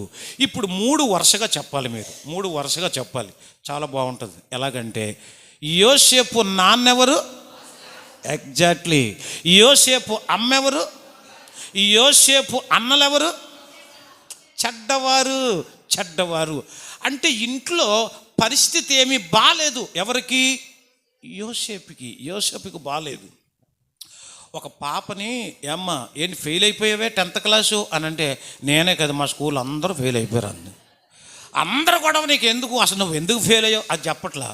యారా నువ్వు కూడా ఎగ్గొట్టావేంట్రా, నీ నెంబర్ కూడా లేదేంటంటే, ఏమో నాకేం తెలుసు, నా ముందోడు ఫెయిల్ అయ్యాడు, నేను ఫెయిల్. ఆడు పాస్ అయ్యి ఉంటే నేను పాస్ అయ్యేవాడిని. నెంబర్ చూసుకోడంట. నా ముందోడు ఫెయిల్ అయ్యాడు లేదో ఆడికి ఫోన్ చేసి కడుక్కుంటున్నాడు. అరే నాది పోయిందిరా అన్నాడు. ఆడు మురళి ఆడి పేరు. నాది పోయిందిరా అన్నాడు. నీది పోతే నాది గ్యారంటీగా పోద్ది అన్నాడు. కాదురా అసలు ఒకసారి నెంబర్ చూడరా అంటే, కాదు గ్యారంటీ అన్నమాట. ఎందుకంటే వాడు ఏది రాస్తే అదే రాసుంటాడు మహానుభావుడు కదా. ఈడు కరెక్ట్గా రాశాడంట పాపం ఒకటి, కానీ ఈడు ముందోడు ఏదో రాశాడంట, అదే కరెక్ట్ ఏమో అనుకుని కరెక్ట్గా రాసింది ఇది కొట్టేసి, తెలివైనోడు ఎర్రిబాగులోడు. చాలామంది ఇతరుల మీద డిపెండ్ అయ్యి ఇలా నష్టపోయేవాళ్ళు చాలామంది ఉన్నారు. సో నా పాయింట్ ఏంటంటే యోసేపు ఇంటిలో పరిస్థితి బాగాలేదు, అతడు ఫలించడానికి ఏ మార్గము లేదు. యోసేపు జీవితాన్ని 2 భాగాలుగా చేసి ధ్యానం చేస్తారు బైబిల్ పండితులు. నేను బైబిల్ కాలేజీలో టీచ్ చేసేటప్పుడు కూడా ఇతని గురించి 2 విధాలుగా ధ్యానం చేస్తాం. ఒకటి యోసేపు ఇంటిలో ఉన్న పరిస్థితి, 2 యోసేపు బయట ఉన్న పరిస్థితి. బయట అంటే ఐగుప్తు దేశానికి వెళ్ళిపోయాడు కదా, కొట్టారు, గోతులో పడేశారు, వస్త్రం చింపేశారు, దాన్ని మేక రక్తంలో కలిపి చూపించారు. ఇదంతా చాలా గందరగోళం జరిగింది. తర్వాత వెళ్ళిపోయాడు. ఐగుప్తీయులు ఎలాంటి వాళ్ళో అది కూడా చూపించిన తర్వాత యోసేపు నిజంగా అతని గురించి మీరే గట్టిగా చప్పట కొడతారు. ఎలాగో తెలుసా ఐగుప్తు దేశం గురించి ఒక 3 మాటలు చూపిస్తాను చాలా త్వరగా. నిర్గమకాండం 18వ అధ్యాయం 11వ వచనం. క్విక్గా చాలా ఫాస్ట్గా. Exodus chapter 18 verse 11. ఐగుప్తీయులు గర్వించి, చాలండి. అంటే ఐగుప్తీయులందరూ ఎవరన్నమాట? గర్విష్ఠులు. అది నెంబర్ 2. మొదటి సమూయేలు గ్రంథం 6వ అధ్యాయం 6వ వచనం. మొదటి సమూయేలు గ్రంథం 6వ అధ్యాయం 6వ వచనం. ఐగుప్తీయులను తర్వాత ఐగుప్తు దేశాన్ని పరిపాలన చేసే ఫరో రాజును తమ హృదయములను కఠినపరుచుకున్నారట. తమ హృదయాన్ని కఠినం చేసుకున్నారంటే ఐగుప్తీయులందరూ ఎలాంటి అనమాట? కఠినులు. 1 గర్విష్ఠులు, 2 కఠినాత్ములు. 3వది ఆదికాండం 39వ అధ్యాయం 1 నుంచి 7 వచనాల వరకు మీరు చదవక్కర్లేదు. అక్కడ పొతిఫర్ భార్య గురించి రాయబడింది. ఆమె ఐగుప్తు సంతానం, ఐగుప్తీయురాలు. ఐగుప్తు స్త్రీల గురించి బైబిల్లో రాయబడింది వ్యభిచారులు అని. ఎందుకంటే అప్పుడే నూనుగు మీసాలతో నూతన యవ్వనంలో ఉన్నటువంటి యోసేపు మీద ఆ తల్లి కన్ను వేసింది అనే మాట బైబిల్లో రాశారు. అతన్ని చెడపాలనుకుంది, ఆనందించాలనుకుంది, సంతోషించాలనుకుంది. కానీ యోసేపు నిందనైనా భరించాడు కానీ, శిక్షనైనా అనుభవించాడు కానీ దేవుని నుండి మాత్రం అతను వెడలిపోలేదు. ఈ మూడు చదివిన తర్వాత ఇంటిలో పరిస్థితి బాగాలేదు, బయట పరిస్థితి బాగాలేదు. జాగ్రత్తగా వినాలి. ఇంటిలో పరిస్థితి బాగాలేదు, బయట పరిస్థితి బాగాలేదు, కానీ యోసేపు మాత్రం ఫలించాడు. ఇప్పుడు గట్టిగా చప్పట్లు కొట్టాలి. దేవునికి స్తోత్రం. హల్లెలూయా. ఒక దైవజనుడు ఒక మంచి ఉదాహరణ చెప్పాడు. కాకినాడ కాజా గురించి చెబుతూ, కాకినాడ కాజా పాకం వస్తుంది కదా, మజ్జిగ వడ అంటారు. రాత్రంతా మజ్జిగలో పడేసి ఉదయాన్నే తీసుకుని స్పూన్ వేసుకుని తింటే ఆహాహాహా కదా. ఆ మజ్జిగ వడన పిండితే మజ్జిగ వస్తుంది. దైవజనుడు ఎలా చెప్పాడో తెలుసా? ఎలా చెప్పాడంటే, యోసేపు జీవితాన్ని ఒక మిక్సీలో వేసి గ్రైండ్ చేసి పిండితే మోసం రాలేదు, దొంగతనం రాలేదు, చెడుతనం రాలేదు, గర్వం రాలేదు, కఠినత్వం రాలేదు, వ్యభిచారం రాలేదు. ఆయన లైఫ్ అంతా పిండితే దాని సారం పరిశుద్ధత. గట్టిగా చెప్పకూడదు. ప్రభు యొక్క నామాన్ని మహింపడదాం. దేవుడు చెప్పాడు, నేను పరిశుద్ధుని కాబట్టి మీరును పరిశుద్ధంగా ఉండండి. ఈ మాట ఆదాము పట్టించుకోలేదు, ఈ మాట నోవహు పట్టించుకోలేదు. ఈనాడు క్రైస్తవులుగా చెప్పుకుంటూ క్రీస్తును నమ్ముకుంటున్న చాలామంది మాటను పట్టించుకోవట్లేదు. క్రీస్తు పరిశుద్ధతను కాపాడుకుంటూ ఆయన వలె ఫలించాలని, ఆయన చెప్పినట్టుగా ఫలించాలని ఎవరిలోనూ ఉండటం లేదు. ఫలించాలంటే ఎప్పుడు ప్రార్థనకు రాడు. 10th క్లాస్ రేపు ఎగ్జామ్ అనగా ఆల్ టికెట్ పట్టుకుని వచ్చేస్తాడు. ఒక్కొక్కడైతే జెరాక్స్ తీసి ఇస్తున్నాడు నాకు. నేను ఉపవాసం ఉండి ప్రార్థన చేయాలి, ఆడి పీక దాకా తినేసి పరీక్షకి వెళ్తాడు. ఇప్పుడు ఆడు పాస్ అవ్వాలంటే నేను ఏం చేయాలి? ఇలాగా పాపం ఎప్పుడు ప్రార్థనకు రాకుండా ఆ ఒక్కరోజు వచ్చేసి పాపం యేసు ప్రభుని మోసం చేసేద్దామని వీళ్ళందరూ కదా. ఇలా చేసేవాళ్ళు చాలామందే ఉన్నారు. ప్రియులరా, మనందరం ఫలించాలనే దేవుడు కోరుకున్నాడు. రోగాలతోనో, అప్పులతోనో, అసమాధానంతోనో నెమ్మది లేకుండా ఉండాలని దేవుడు ఇచ్చేయించలేదు. మరి అయితే మనందరం యోసేపులాగా ఎందుకు ఫలించలేకపోతున్నామో తెలుసా? ఒక మర్మం ఉంది, ఒక సూత్రం ఉంది. ఆ సూత్రం ఈ రాత్రి నేను మీ అందరికీ చెప్తాను. దేవునికి స్తోత్రం కలుగును గాక. నేను కూడా నా లైఫ్లో ఎన్నో సంవత్సరాలుగా ఫలించాలి అనుకుంటూనే చాలా జీవితాన్ని వృధా చేశాను. ఆ సూత్రం తెలిసిన తర్వాత నా జీవితాన్ని నేను మార్చుకున్నాను. దేవుడు నన్ను అభివృద్ధి చేయటం ప్రారంభించాడు. దేవుని గట్టిగా స్తోత్రం చెబుదాం. హల్లెలూయా, హల్లెలూయా. కాబట్టి ఆ సూత్రం ఏంటో చాలా సింపుల్. సూత్రం తెలిస్తే చాలు కదా, లెక్క అంతా ఈజీగా చేసేయచ్చు కదా. సూత్రం ముఖ్యం. అది ఆ సూత్రం తెలియకుండా అలాగ వెళ్ళేస్తాడు, ఇలాగ వెళ్ళేస్తాడు, అది చేస్తాడు, ఏముండదు. చివరి చూస్తే సూత్రం తెలియాలి, మర్మం తెలియాలి. దేవునికి స్తోత్రం కలుగును గాక. ఆ మర్మం ఏంటంటే ఫలించాలి అంటే చూడండి, యోహాను సువార్త 15వ అధ్యాయం 2వ వచనం ఇక్కడే ఉంది అసలు సూత్రం, అసలు మర్మం ఇక్కడే ఉంది. మీరు త్వరగా చదివిస్తే నేను ముగించేస్తాను అమ్మా. అయిపో. నాలో ఫలింపని ప్రతి తీగెను ఆయన తీసి పారవేయును, ఫలించు ప్రతి తీగె మరీ ఎక్కువగా ఫలింపవలనని దానిలోని పనికి రాని తీగెలను తీసివేయును. దేవునికి స్తోత్రం. ఇప్పుడు బైబిల్ అందరూ తీశారా? ఇప్పుడు అందరం కలిసి చదువుదాం. ఇది చాలా మర్మం అండి, ఇది చాలా గొప్ప సూత్రం అండి. మీకు తెలీదు. ఈ మాటను 1కి 100 సార్లు చదవండి.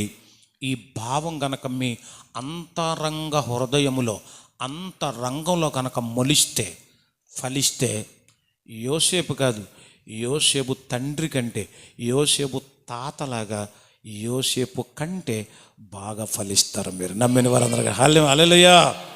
ఇప్పుడు అందరం కలిసి చదుదాం. నాలో ఫలింపని ప్రతి తీగెను ఆయన తీసి పారవేయును, ఫలించు ప్రతి తీగె మరీ ఎక్కువగా ఫలింపవలనని దానిలోని పనికి రాని తీగలను తీసివేయును. దానిలోని పనికి రాని తీగలంటే పనికి మాలిన తీగలు అని అర్థం. పనికి మాలిన తీగలు. ఉదాహరణకి ఒక తల్లి గులాబీ అంటూ కొనుక్కొచ్చింది, పెరట్లో వేసింది, రోజు నీళ్లు పోస్తుంది, ఉల్లిపాయ తొక్కలో దాన్ని మొదల్లో వేస్తుంది. అంటే అలాగేస్తే బాగా బలం అంటారు కదా. పచ్చిమిరపకాయ ముచ్చుగులు, పచ్చిమిరపకాయలు వేయరు కానీ పాపం కుళ్ళిపోయినాయి, అవి ఇవి దానికి వేస్తారు. బాగున్నాయో మనం తిని దానికి ఏం వేస్తాం? కుళ్ళిపోయి అవి వేస్తాం. అదే బలంగా తీసుకుంటుంది. పెరిగింది, మొగ్గలేసింది, పువ్వు పూసింది. వావ్, ఎంత ఆనందించేసిందో తల్లి. నేను నీరు పోసా, నేను దానికి ఎరువు పోసా, ఫలించింది అనుకుంది. ఈ లోపులో పక్కన ఒక పనికి మాలిన ఓ పిచ్చ తీగ అంటామే, ఆ తీగ ఒకటి బయలుదేరింది. ఆ పిచ్చ ఏ చిన్న తీగ కదా అనుకుంది. ఆ తర్వాత మెల్లగా ఆ అంటును చుట్టుకుంటూ పెరిగింది. ఇప్పుడు ఈ తల్లి వేసే ఎరువు, ఈ తల్లి పోసే నీరు, ఇదంతా అసలు మొక్క కంటే ఈ పిచ్చ మొక్కే ఎక్కువగా పెరిగిపోతుంది, బలిసిపోతుంది. అది కరెక్ట్ పదం, బలిస్తుంది. బలవటం, అది బలవటం అన్నమాట. అసలు మొక్క బలవట్లేదు, మాట్లాడటం లేదు మీరు. అసలు మొక్క బలవడం లేదు, ఇది బలిసిపోతుంది. పిచ్చి మొక్క బలిసిపోతుంది, పిచ్చి మొక్క బలిసిపోతుంది. మనకు కూడా కొన్ని బలవాల్సినవి బలవట్లేదు, బలవకూడని ఏమవుతున్నాయి, బలిసిపోతుంది. తర్వాత కొయ్యాలంటున్నారు, తీసేయాలంటున్నారు. ఈ లోపల ఆ తల్లి ఏం చేసిందంటే, అరే ఇది అసలు మొక్కను చంపేస్తుంది, అసలు మొక్కకేసిందంత ఇదే పీకు తినేస్తుంది, కాబట్టి దీన్ని ఏం చేయాలంటే తీసేయాలనుకుంది. వెళ్ళి పీకింది, రావట్లా. గట్టిగా లాగింది, రావట్లా. అప్పుడు ఆ తల్లి ఇంట్లోకి వెళ్ళి ఏం తెచ్చింది, కూరగాయలు కోస్తామే. ఒకళ్ళు చాకు అంటున్నారు, ఒకళ్ళు కత్తి అంటున్నారు, ఒకళ్ళేం గుణపం అంటున్నారు, ఒకళ్ళేం గొడ్డలు అంటున్నారు. అంటే ఇప్పుడు కూరగాయలు కూడా దేంతో కోస్తారు తెలియట్లేదు. అంత మిషన్లు వచ్చేసినాయి. ఇప్పుడు అంత మిషన్లు వచ్చేసినాయి. సొరకాయ తీసుకెళ్ళి అందులో పెడితే జ్యూస్ వచ్చేస్తుంది కదా, ఆ పొట్లగా తీసుకెళ్ళి అందులో పెడితే స్లైస్లు వచ్చేస్తున్నాయి. ఇప్పుడు దేంతో కొయ్యాలో కూడా తెలియట్లేదు చాలామందికి కదా. ఆ కత్తిపేట తీసుకొచ్చి దాన్ని ఏం చేసింది, కోసి తీసి అవతల పడేసింది. అప్పుడు అది ఎండిపోయింది, అది చచ్చిపోయింది. ఇప్పుడు అసలు మొక్క బాగా బలిసింది. దేవునికి స్తోత్రం. బోలెడు పువ్వులు కాసేసింది. దేవునికి స్తోత్రం. ఆ ఇంటిలో వాళ్ళకి మాత్రమే కాక ఆ పక్క ఇంటి వాళ్లకు కూడా ఇవ్వగలిగింది. ఆ పక్క ఇంటి వాళ్ళకి మాత్రమే కాక ఆ వీధిలో ఉన్న అందరికీ ఆ పువ్వులు పంచిపెట్టగలిగింది. పనికి మాలిన తీగను తీసేసింది కాబట్టి పనికొచ్చే తీగ బాగా బ్రతికింది. గట్టిగా చప్పట్లు కొడుతూ ప్రభు యొక్క నామమును మహిమపరచుదాం. హల్లెలూయా. మన లైఫ్లో కూడా అంతే, మన జీవితంలో కూడా అంతే. ఆదామును చేసినట్టే దేవుడు చేశాడు, నోవహును చేసినట్టే చేశాడు. అదే క్రమంలో యోసేపును కూడా అలాగే చేశాడు. కొంతమంది ఫలించలేదు, కొంతమంది ఫలించారు. ఫలించడానికి కారణం చెప్పాడు. ఫలించేవాడు బాగా ఫలించాలి అంటే అతనిలో ఉన్న పనికి మాలిన ఆ తీగలు తీసివేయాలి. మన లైఫ్లో కొన్ని పనికి రానివంటూ కొన్ని ఉంటాయి. ఆ పనికి రాని వాటిని నువ్వు తీయగలిగితే నువ్వు యోసేపు కంటే కూడా బాగా ఫలిస్తావు. పనికి మాలిన తీగలు అన్నమాట నా పాఠం ఈరోజు. దేవునికి స్తోత్రం. సమయం అయిపోయింది కాబట్టి టూకీగా మూడు విషయాలు చెప్తాను. నేను 6 విషయాలు సిద్ధం చేసుకున్నాను, కానీ 3 ముఖ్యమైన విషయాలు 3 చెప్తాను. పనికి మాలినవేంటో 3 ఉన్నాయి బైబిల్లో. అంటే మనకు అవసరమైనవి 3 ఉన్నాయి. నిద్రపోయేవాళ్ళు కూడా రాసుకోవాల్సిందే ఇది. దేవునికి స్తోత్రం. వచ్చే సంవత్సరానికి మీలో ఉన్న పనికి మాలిన తీగలన్నిటిని ఏం చేయాలి, అక్కడొక అడుగు వేయకూడదు సుమా. అలాగే ఇస్తే మళ్ళీ ఫలించరు. మీరు ఏమనుకున్నట్టు ఒక చిన్న ఉదాహరణ చెప్తాను. ఒక ఆయనకి 2 భార్యలు ఉన్నారట. అంటే నులివెచ్చని స్థితి గురించి చెప్తున్నాను. ఒక ఆయనకి 2 భార్యలు ఉన్నారట. ఆ 2 భార్యల్లో ఒక భార్య తల ఏమో తెల్లగా ఉంటుందట, ఒక భార్య తల ఏమో నల్లగా ఉంటుందట. ఈయన ఆ తెల్ల తలున్న ఆవిడ దగ్గరికి వెళ్ళినప్పుడు ఆవిడ గోముగా చక్కగా ఆయన్ని జోలపాడి చక్కగా ఆదరించి, ఏంటండి మీ నా తల తెల్లగా ఉంది కాబట్టి మీది కూడా అలాగే ఉండాలని ఆ తలలో ఉన్న నల్ల ఎంటుకలన్నీ పీకేస్తూ ఉండేదట. ఇక్కడికి వచ్చినప్పుడు పీకెత్తా ఉండేదట. ఆ తర్వాత మళ్ళా కొన్ని రోజుల తర్వాత మళ్ళీ అక్కడికి వెళ్ళేవాడు. ఎందుకంటే 2 ఫ్యామిలీస్ మనోడికి. నల్ల తల ఉన్న ఆవిడ దగ్గరికి వెళ్తే ఆవిడ ఏం చేసి చక్కగా పండుకోబెట్టుకుని, యావండి నా తల ఎంత నల్లగా ఉంది, మీది కూడా నల్లగా ఉండాలని ఆ మధ్యలో ఉన్న తెల్ల ఎంట్రుకలన్నీ పీకేస్తా ఉండేదట. ఒకటి పీకేస్తుండేది. అక్కడికి వెళ్తే తెల్లది పీకేస్తుంది, ఇక్కడికి వస్తే నల్లది పీకేస్తుంది. 6 నెలల తర్వాత అద్దం ముందుకు వస్తే బోడిగుండు కనపడు. ఇక పీకడానికి ఏమి లేవు. బోడిగుండ అయిపోయింది. ఇది మనం నవ్వుకోవడానికి బాగానే ఉంటుంది, కానీ రెండు పడవల మీద కాలేస్తే మన పరిస్థితి కూడా ఇలా. మన ఆధ్యాత్మిక జీవితంలో దేవుడే చెప్పాడు, నువ్వు నా మాట వినకపోతే బోడి చేస్తా నిన్ను అని. బోడి చేస్తానంటే కొన్ని ఎంటుకలు వదులుతాను, కొన్ని ఎంటుకలు మానేస్తాను అనా? కాదు, మొత్తం గుండు కొట్టించేస్తాడు దేవుడు. జాగ్రత్త. దేవునికి స్తోత్రం. నీలో ఉన్న పనికి మాలిన తీగలు తీసేయాలి. 3 తీగల పేర్లు చెప్పి నేను వెంటనే ప్రార్థన చేస్తాను. సమయం ఆల్రెడీ కరెక్ట్గా 10 అయిపోయింది. ఇంకొక 10 నిమిషాల్లో నేను ముగించేస్తాను. దేవునికి స్తోత్రం. హల్లెలూయా. ముగించకపోయినా పర్వాలేదు, చెబుతా ఉండండి అని కనుకంటే ఇక 3 రోజులు కూటం కూడా కంటిన్యూ చేసేస్తాను నేను. దేవునికి స్తోత్రం. అలా కూడా చేయగలను నేను. దేవుని నామానికి మహిమ కలుగును గాక.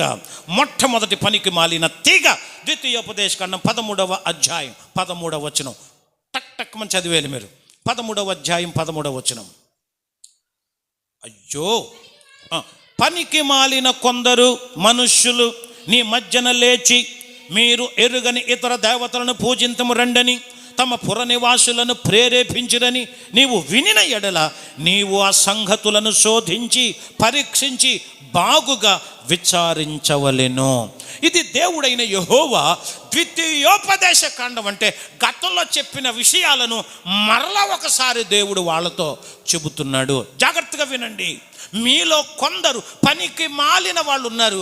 వాళ్ళు ప్రేరేపిస్తున్నారట. ఎలా ప్రేరేపిస్తున్నారు అంటే మీ దేవుడి వల్ల మీకు లాభమేమీ లేదు, మీరు నమ్ముకున్నందుకు నష్టమే తప్ప లాభం లేదు. కాబట్టి ఆ దేవుని విడిచొచ్చండి, మేము వేరొక దేవుడిని చూపిస్తాం, లేకపోతే వేరొక దైవమును మేము చూపిస్తామని మీలో కొంతమంది బయలుదేరారు.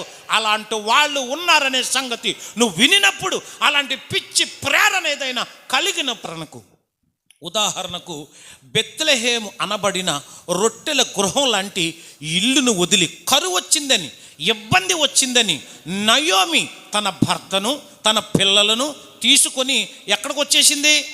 ఎవడో చెప్పాడు ఈ కరువులో నువ్వు ఇక్కడే. విషయం ఏంటో తెలుసా? క్లుప్తంగా చెప్పేస్తాను. విషయం ఏంటంటే అక్కడికి వెళ్ళిన తర్వాత భర్త చంపేసి వార్నింగ్ ఇచ్చాడు. వార్నింగ్ ఇచ్చినప్పుడు ఏం చేయాలి చెప్పాలి. ఏం చేయాలి?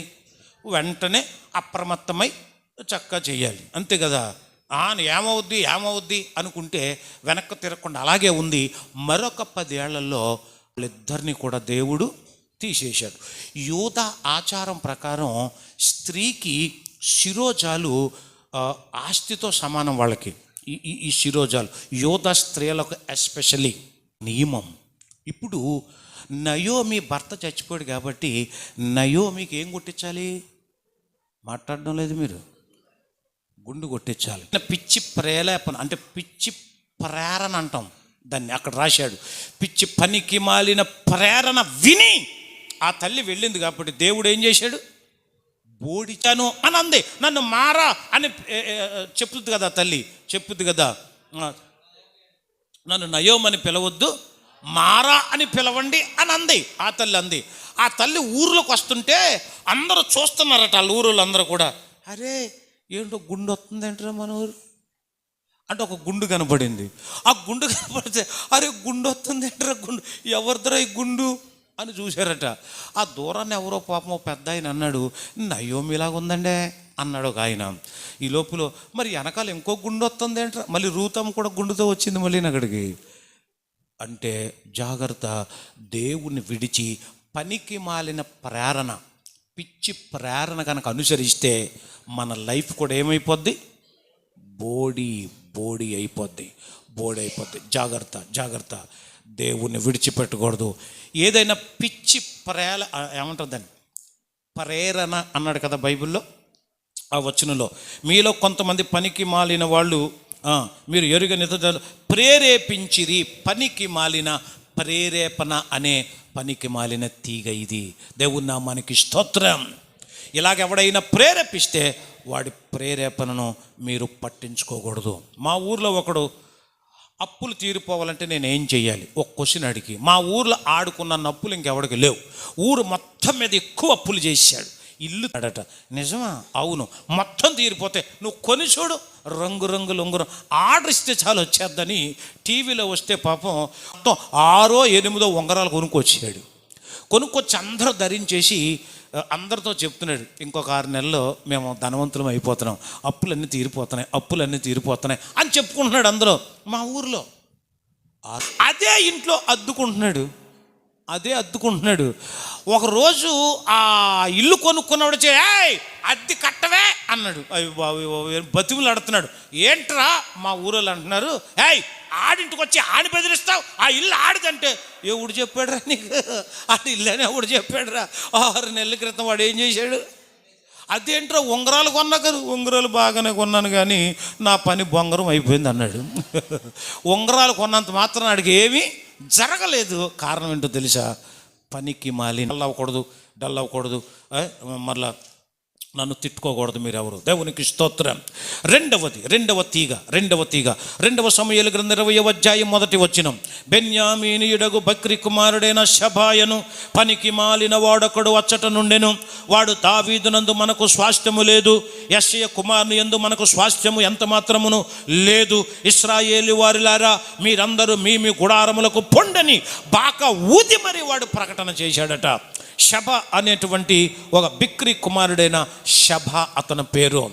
దావీదు ఒక దైవజనుడు అయితే దావీదు దగ్గరున్నటువంటి ప్రజలు సంఘ బిడ్డలు అన్నారు. అంటే ఆ సంఘాన్ని 2 ముక్కలుగా చేసేసాడు వాడు. ఏం జరిగిందో తెలుసా? 2 సమూయేలు గ్రంథం 20వ అధ్యాయం ఇప్పుడు 2వ వచనం. ఇశ్రాయేలీల వారందరూ దావీదును విడిచి బిక్రీ కుమారుడైన షబను వెంబడించారు. అంటే సంఘాన్ని ఇప్పుడు ఏం చేశాడు? మాట్లాడాలి. సంఘాన్ని వాడు ఏం చేశాడు? 2 ముక్కలు చేశాడు.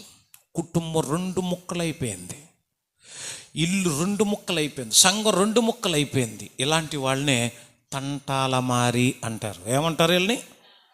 తంటాలమారి. ఇద్దరు కొట్టుకుంటుంటే చూసి ఆనందిస్తాడే ఒక్కొక్కడు. అలాంటి వాళ్ళు ఉన్నారో లేదో తెలియదు కానీ అలాగా హ్యాపీ అయ్యేవాళ్ళు కొంతమంది ఉంటారు కదా. చాలా ఆనందం. డ్యూటీకి వెళ్ళి వాళ్ళ ఆయన లేటుగా వచ్చాడు. ఈ లోపల పక్కింటి పిన్ని వచ్చి, ఏమే మీ ఆయన 10 గంటలకు రావాలిగా, రాలేదే? సెకండ్స్ వెళ్ళాడు కదా, రాలేదే? 11 అయిపోయింది, రాలేదే అని అడిగింది. ఏమోనక్క మరి నేను అదే చూస్తున్నానే అంది. రాలేదా? రాడు, ఇంకేమొస్తాడు అందంతే. ఇంకేమొస్తాడనే మాట ఆవిడికి ఎలాగ అర్థమైందో, మీరు ఎందుకు నవ్వుతున్నారో ఆవిడ కూడా అలాగ అర్థమైపోయింది. వచ్చినోని నిలదీసేసింది. కష్టపడి వస్తే నన్ను నిలదీస్తామంటాడు ఆడు. లేదు, ఈ టైంకి రావాలి, నువ్వు ఎందుకు రాలేదంటది ఏమా. అలాగని ఇద్దరు కొట్టుకుని వండుకున్నదంతా ఇసిరేసి డేగిసాలు దాకలు చెంబులు గింబులు మొత్తం విసిరేస్తే లోపల అవి టీవీ కూడా కట్టేసి ఇదే ఉంటుంది పాపం. ఆవిడికి ఎంత ఆనందమో, ఎంత ఆనందం.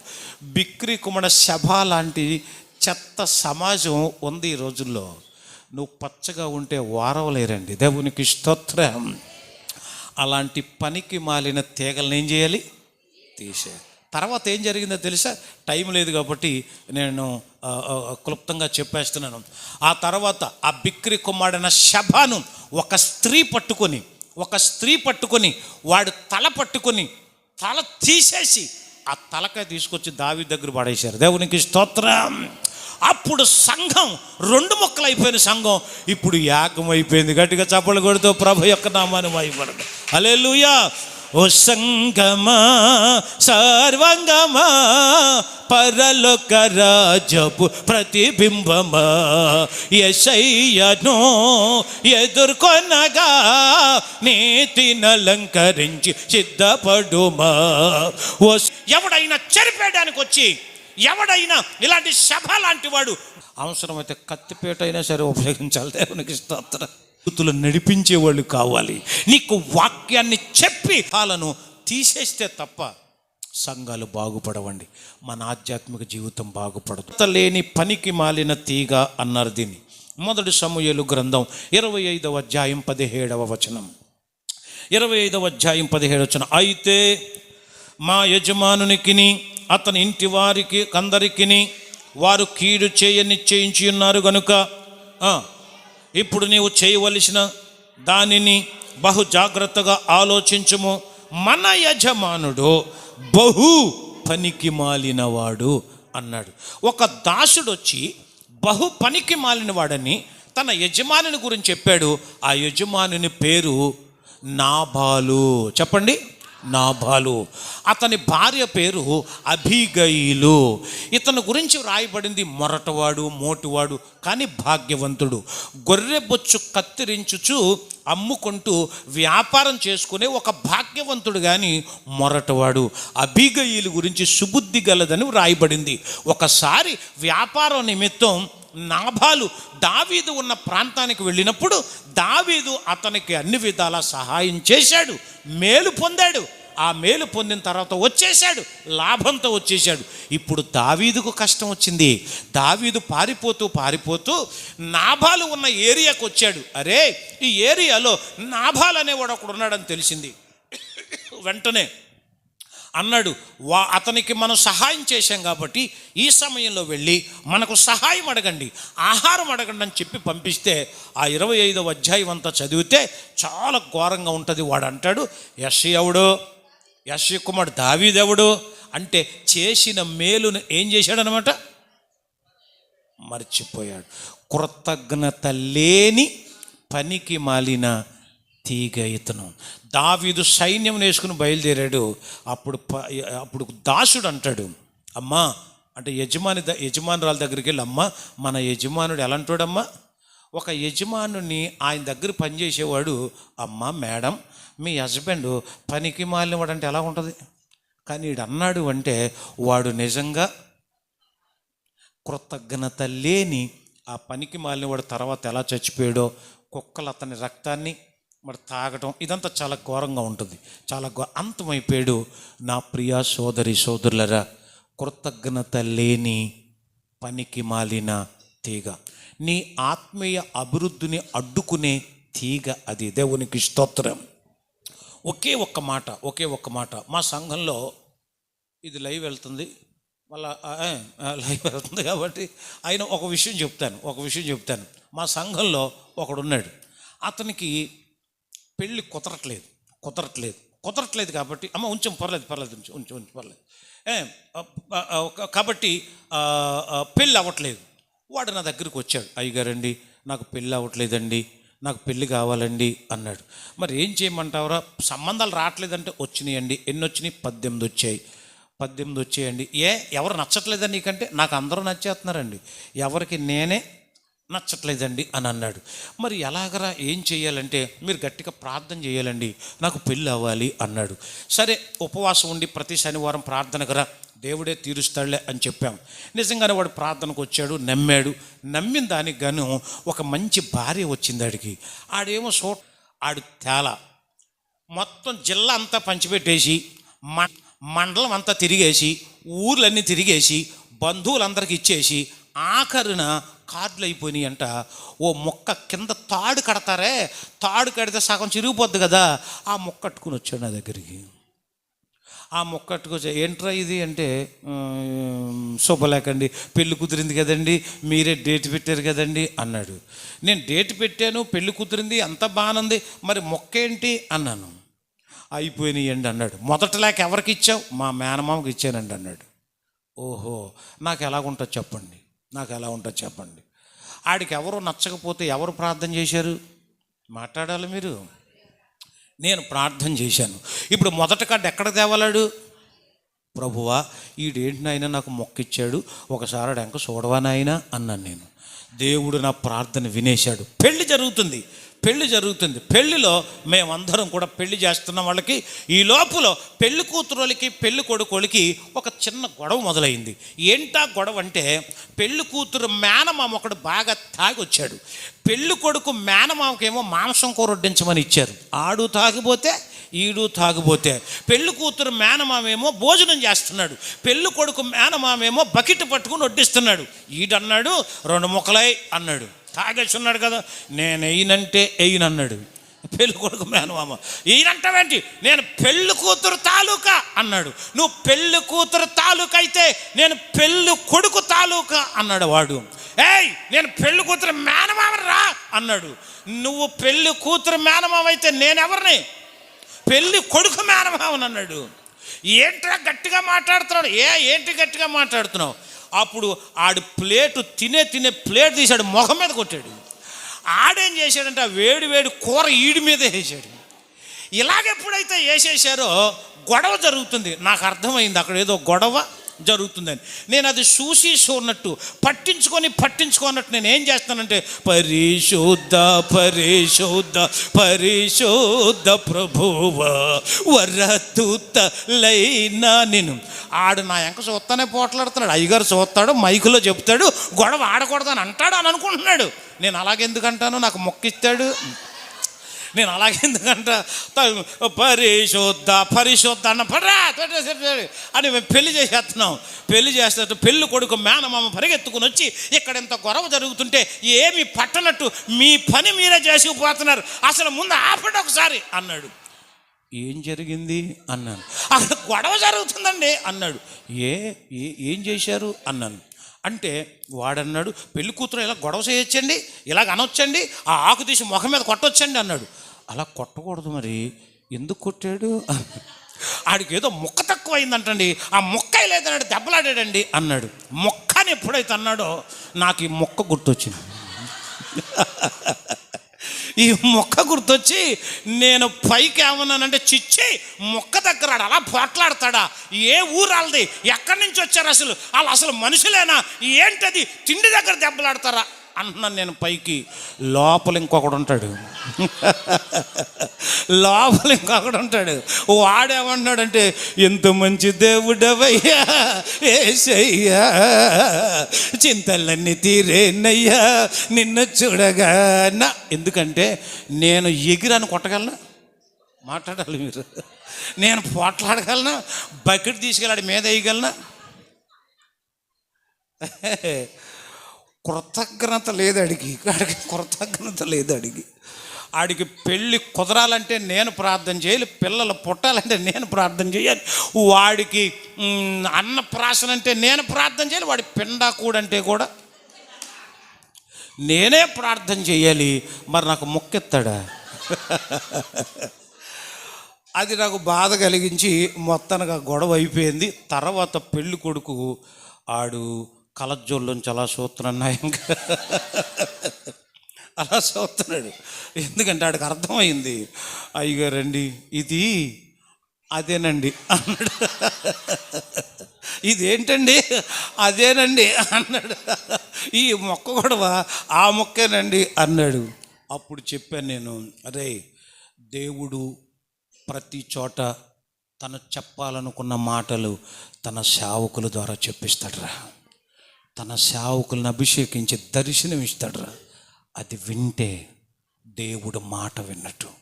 దైవ సేవకుని ఎదిరించావు అంటే, కృతజ్ఞత లేదంటే అసలు దేవుడికే నువ్వు కృతజ్ఞత చూపించలేదు అన్నట్టు అని చెప్పినప్పుడు పశ్చాత్తాపడ్డాడు, ఏడ్చాడు. ఆ తర్వాత ఈ రోజున మీకు మంచి సాక్ష్యం అతనిది, చాలా మంచి సాక్ష్యం. అతడు ఆఖరికి వాళ్ళ ఇంటిలో ఏదైనా ఒక మంచి వంటకం చేసినా మొదటి కప్పు మన దగ్గరికి వచ్చేది. దేవునికి స్తోత్రం. కృతజ్ఞత, దశమ భాగం నమ్మకంగా ఇస్తాడు. దేవునికి స్తోత్రం. ఆడెవడో కారులోంచి వచ్చి ప్రతి ఆదివారం నేను కారులో తీసుకెళ్తారా అన్నాడంటాడు. నువ్వు కారులో కాదు కదా, విమానంలో తీసుకెళ్ళి నేను రాను, మా అయ్యగారు ఉన్నారు, మాకు మా సంఘం ఉందన్నాడంట. దేవునికి గట్టిగా స్తోత్రం చెప్పండి. హల్లెలూయా. ఇదే కృతజ్ఞత అంటే, ఇదే కృతజ్ఞత అంటే. ఏ సంఘాన్ని దేవుడిచ్చాడో, ఏ దైవజనుని దేవుడిచ్చాడో, ఏ ఆత్మీయ ఆహారంతో మనం పెరుగుతున్నామో నమ్మకంగా ఉండటం. ప్రియులరా, ఇలాంటి పనికి మాలిన తీగలు మనలో ఉండటం వల్ల మనలో ఏమి లేదు, ఫలింపు లేదు, అభివృద్ధి లేదు, పిల్లలు మాట వినడం లేదు, అప్పులు తీరడం లేదు, జబ్బులు తగ్గడం లేదు, వృద్ధి లేదు. కారణం ఒకటే, మీలో ఫలింపని ఆ పనికి మాలిన తీగలను ఏం చేయాలి? నీ ప్రార్థన నడవట్లేదా? నీ ప్రార్థన ఎవడన్నా చెడగొడుతున్నాడా? నీ ఆత్మీయ స్థితిని ఎవడన్నా చెడగొడుతున్నాడా? నువ్వు సంఘానికి వెళ్తుంటే ఎవడన్నా చెడగొడుతున్నాడా?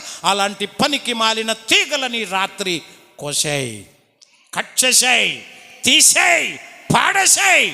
పరిశుద్ధుడు అవుతావు. యోసేపు కంటే గొప్పవాడు అవుతావు. దేవునికి స్తోత్రం. యోసేపును కూడా శోధించారు, యోసేపును కూడా ప్రేరేపించారు. యోసేపు కూడా చాలా శోధనలు వచ్చాయి, వాటన్నిటిలో జయించి ఈ రోజున ఉన్నతమైన స్థితిలోకి వచ్చాడు. 700 పేజీల పుస్తకం ఒకటి చదివాను నేను యోసేపు గురించి. ఆ పుస్తకంలో ఒక మాట నన్ను చాలా ధైర్యపరిచింది. నా ప్రతి అవమానంలోనూ, నా ప్రతి ఏడుపులోనూ, నా ప్రతి కన్నిటిలోనూ ఆ మాట నాకు చాలా ధైర్యాన్ని ఇచ్చింది. ₹1,00,00,000 విలువ చేసేటువంటి గొప్ప మాట ఏంటో తెలుసా ప్రియులరా? యోసేపు భూమి మీద పరలోకంలో ఉన్న దేవుని యొక్క పరిశుద్ధతను కాపాడుకోవడానికి, దేవుడి సాక్ష్యాన్ని కాపాడుకున్నాడు కాబట్టి ఒక్క యోసేపును గణపరచడానికి దేవుడు భూమంతటి మీదకి 7 సంవత్సరాల కరువు పంపాడు అన్నాడు. దేవునికి స్తోత్రం. కేవలం యోసేపు గురించి, ఈ యోసేపుని ఎత్తాలని, ఈ యోసేపు సింహాసనం పైన ఉండేదట. ఎవడైనా యోసేపు దగ్గరికి వెళ్ళి చూడాలంటే ఎలా చూడకూడదు, ఎలా చూడాలి, ఎలా చూడాలి. యోసేపుకు బొవ్వ పెట్టకుండా తోసేశారు, కొట్టారు, అవమానపరిచారు. అన్నలు కూడా ఇసిరావతలు పాడేశారు. ఎవడు గౌరవించలేదు, ఎవడు పట్టడు అన్నం పెట్టలేదు, అనేకమైన నానా నిందలు మోపేశారు. భరించాడు, పరిశుద్ధతను మాత్రం వదలలేదు. పనికి మాలిన తీగలన్నీ తీసేసుకున్నాడు, పరిశుద్ధంగా జీవించాడు. ఆ పరిశుద్ధతను కనపరచడానికి ఎవడైతే చెయ్యి చాపి యోసేపు వీపు మీద కొట్టాడో, యోసేపు చెంప మీద కొట్టాడో, ఇప్పుడు ఆ చెయ్యి చాపి నాకు భోజనం పెట్టవా అన్నాడు. వాళ్ళ అన్నలు యోసేపు దగ్గరకు వచ్చి భోజనం కోసం వచ్చారు. ప్రపంచంలో ఎక్కడ భోజనం లేకుండా చేశాడు దేవుడు. యోసేపు దగ్గరకు రావటం ఒకటే దిక్కుగా చేశాడు దేవుడు. దేవుని గట్టిగా స్తోత్రం చెప్దాం. ప్రతి అవమానాన్ని దేవుడు బహుమానంగా మార్చేశాడు. చెరసాల్లో నుంచి సరాసరి సింహాసనం ఎక్కించాడు. పరిశుద్ధతను కాపాడుకుంటే అంత బాగుంటుంది, నువ్వు ఫలిస్తే అంత బాగుంటుంది. నీ ఇంటి పక్కలు కానీ, నీ బంధువులు కానీ, నీ ఇంటిలో కానీ, నీ సంఘంలో కానీ, నీ సమాజంలో కానీ ఎవడైనా సరే నిన్ను అవమానపరిస్తే వాళ్ళందరినీ దేవుడు ఎలా లాక్కొస్తాడు తెలుసా? నీ చేతి కూడు తినేలా చేస్తాడు. దేవునికి స్తోత్రం. నీ చేతుల మీదగానే ఆశీర్వాదాలు వాళ్ళకి ఇస్తాడు దేవుడు. నమ్మిన వారందరూ గట్టిగా చప్పలు కొట్టి పట్టేద్దాం. ఆ పరిశుద్ధతను కాపాడుకోవాలంటే మనలో బలహీనతలన్నీ పోవాలి, బలహీనతలన్నీ పోవాలి, పనికి మళ్ళీ తీగలన్నీ తీసేయాలి. అప్పుడు నువ్వు ఫలిస్తావు. అలాంటి కృప యేసయ్య ఇవ్వాలంటే, పరిశుద్ధత రావాలంటే పరిశుద్ధాత్మ రావాలి. దేవునికి స్తోత్రం. నాలో ఉన్న బలహీనతలు తొలగించు ప్రభువా. నేను కోసేయలేకపోతున్నాను, నేను తీసేయలేకపోతున్నాను, నువ్వే నాకు సహాయం చేయని నువ్వు ప్రార్థన చేయగలవు. నీ పిల్లలు, నీ భర్త, నీ భార్య ఫలించాలని కోరుకున్నావా? అయితే ఒక్కసారి తలలు వంచితే నేను మీకోసం ప్రార్థన చేస్తాను. నువ్వు నిజంగా కోరుకుంటే నా ఇల్లు బాగుపడాలి, నా సంసారం బాగుండాలి, నా ఆర్థిక పరిస్థితులు బాగుండాలి, ప్రతిదీ గొప్పగా ఉండాలి. అలా ఉండాలి అంటే, అలా చెయ్యాలి అంటే ఇదిగో నేను పరిశుద్ధతను కాపాడుకోవాలి. నాలో ఫలించని ప్రతి తీగ తీసేస్తాను ప్రభువా. నా బలహీనతలు తీసేయనైనా, శరీర కార్యాలు తీసే ప్రభువా. నా ప్రతి శరీర కార్యములను తీసివేసి ఆత్మతో నింపండి, ఆత్మశక్తితో నింపండి, ఆత్మ బలముతో నింపండి దేవా. అలాంటి కృప యేసయ్య ఇచ్చినట్లు తల్లి నువ్వు ప్రార్థన చేయగలవా? నిజంగా నీ ఇల్లు బాగుపడాలని కోరుకున్నావా? నిజంగా నువ్వు ఫలించాలని కోరుకున్నావా? అయితే ఇదే మిక్కిలి అనుకూలమైన సమయం. ఎన్ని రోజులు పోసుకున్నావో నాకు తెలీదు, ఎన్నిసార్లు మోకరించి ప్రార్థన చేసావో తెలీదు, ఎలాగ నువ్వు ప్రయత్నిస్తున్నావో తెలియదు. కానీ ఈ రాత్రి ఒక దైవజనుడిగా, దేవుని చేత అభిషేకింపబడిన వాడిగా, దేవుని మాటగా చెబుతున్నాను, నీ మీదకు, నీలోనికి పరిశుద్ధాత్మ దేవుణ్ణి ఆహ్వానిస్తే నీ లోపల ఉన్న బలహీనతలు చచ్చిపోతాయి, సైతాను చచ్చిపోతాడు, నువ్వు బతుకుతావు, నువ్వు బాగా ఫలిస్తావు. అలాంటి కృప యేసయ్య ఇవ్వాలి అని కోరుకున్న వాళ్ళు దయచేసి లేచి నిలబడదాం. ఒకే ఒక్క నిమిషం నేను ప్రార్థన చేసి నేను సమయాన్ని అయ్య గారికి ఇస్తాను. నువ్వు నిజంగా ఫలించాలనుకుంటే చెప్పు, ఈ మాట చెప్పు గట్టిగా. యేసయ్యా, చెప్పాలి, గట్టిగా చెప్పాలి. యేసయ్యా, నేను ఫలించాలి, నా భర్త ఫలించాలి, నా భార్య ఫలించాలి, నా పిల్లలు ఫలించాలి. ఆదాములాగా కాదు, గట్టిగా చెప్పాలి. ఆదాములాగా కాదు, నోవాహులాగా కాదు, యోసేపులాగా నేను ఫలించాలి నాయనా, నేను ఫలించాలి ప్రభువా. నా అవమానాలు పోవాలి, నా దుఃఖం పోవాలి, నా కన్నీళ్ళు పోవాలి. యేసయ్యా నేను నిజంగా ఫలించాలి దేవా. ఈ ఉపవాస కోడికలు, ఈ సందేశం నా కోసమనేమో నేను ఫలించాలి యేసయ్యా. యేసయ్యా నేను గట్టిగా చెప్పాలి, నువ్వు నిజంగా కోరితే చెప్పాలి. యేసయ్యా నేను ఫలించాలి, యేసయ్యా నేను ఫలించాలి, యేసయ్యా నేను ఫలించాలి. యేసయ్యా నన్ను అభిషేకించండి, యేసయ్యా నన్ను అభిషేకించండి, యేసు నన్ను అభిషేకించండి, యేసయ్యా నన్ను అభిషేకించండి. ఓ దేవా నీకు స్తోత్రాలు. హల్లెలూయా, హల్లెలూయా. శరీర క్రియలన్నీయు నాలో నశింప జేయుమయా. శరీర క్రియలన్నీయు నాలో నశింప జేయుమయా. జీవనదిని నా హృదయములో ప్రవహింప జేయుమయా. జీవనదిని నా హృదయములో ప్రవహింప జేయుమయా. జీవనదిని నా హృదయములో ప్రవహింప జేయుమయా. ఆత్మీయ వరములతో నన్ను అభిషేకం చేయుమయా. నిజంగా ఆత్మీయ వరములతో నన్ను అభిషేకం చేయుమయా. జీవనదిని నా హృదయమే ప్రవహింప చేయుమయా. జీవనదిని నా హృదయములో ప్రవహింప చేయుమయా. బలహీన సమయములో నీ బలము ప్రసాదించుము. బలహీన సమయములో నీ బలము ప్రసాదించుము. నా హృదయములో ప్రవహింప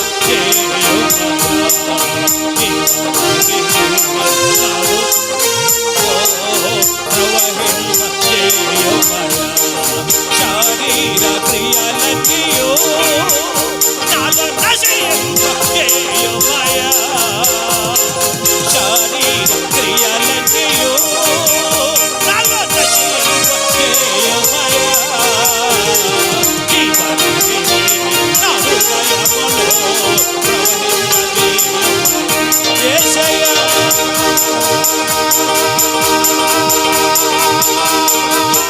పరిశుద్ధాత్మ దేవా నీ అభిషేకంతో, యేసయ్యా నీ అభిషేకంతో, నీ అభిషేకంతో నన్ను నింపు, నీ అభిషేకంతో నింపు. చెప్పాలి అందరూ చెప్పాలి. యేసయ్యా నీ అభిషేకంతో నింపు, నీ ఆత్మతో నింపు నాయన.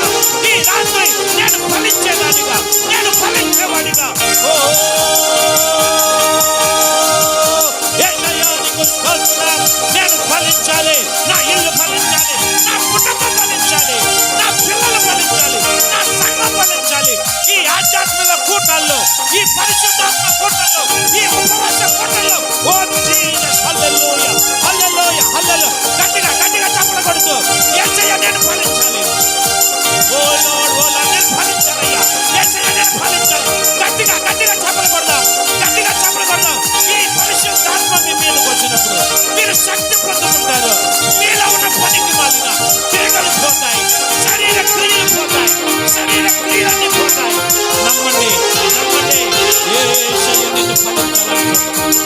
నువ్వు ఫలించాలని కోరుకుంటాడు. పనికి మాలిన తిరగ తీసేయ్, పనికి మాలిన తిరగ తీసేయ్. నీ ప్రార్థనలో ఉంది, నీ ఆత్మలో ఉంది, నీ సంగతిలో ఉంది, నీ కుటుంబంలో ఉంది, నీ పరిస్థితిలో ఉంది. ఈ రాత్రి యేసయ్యా నీ ఆత్మతో నింపుమయ్యా, నీ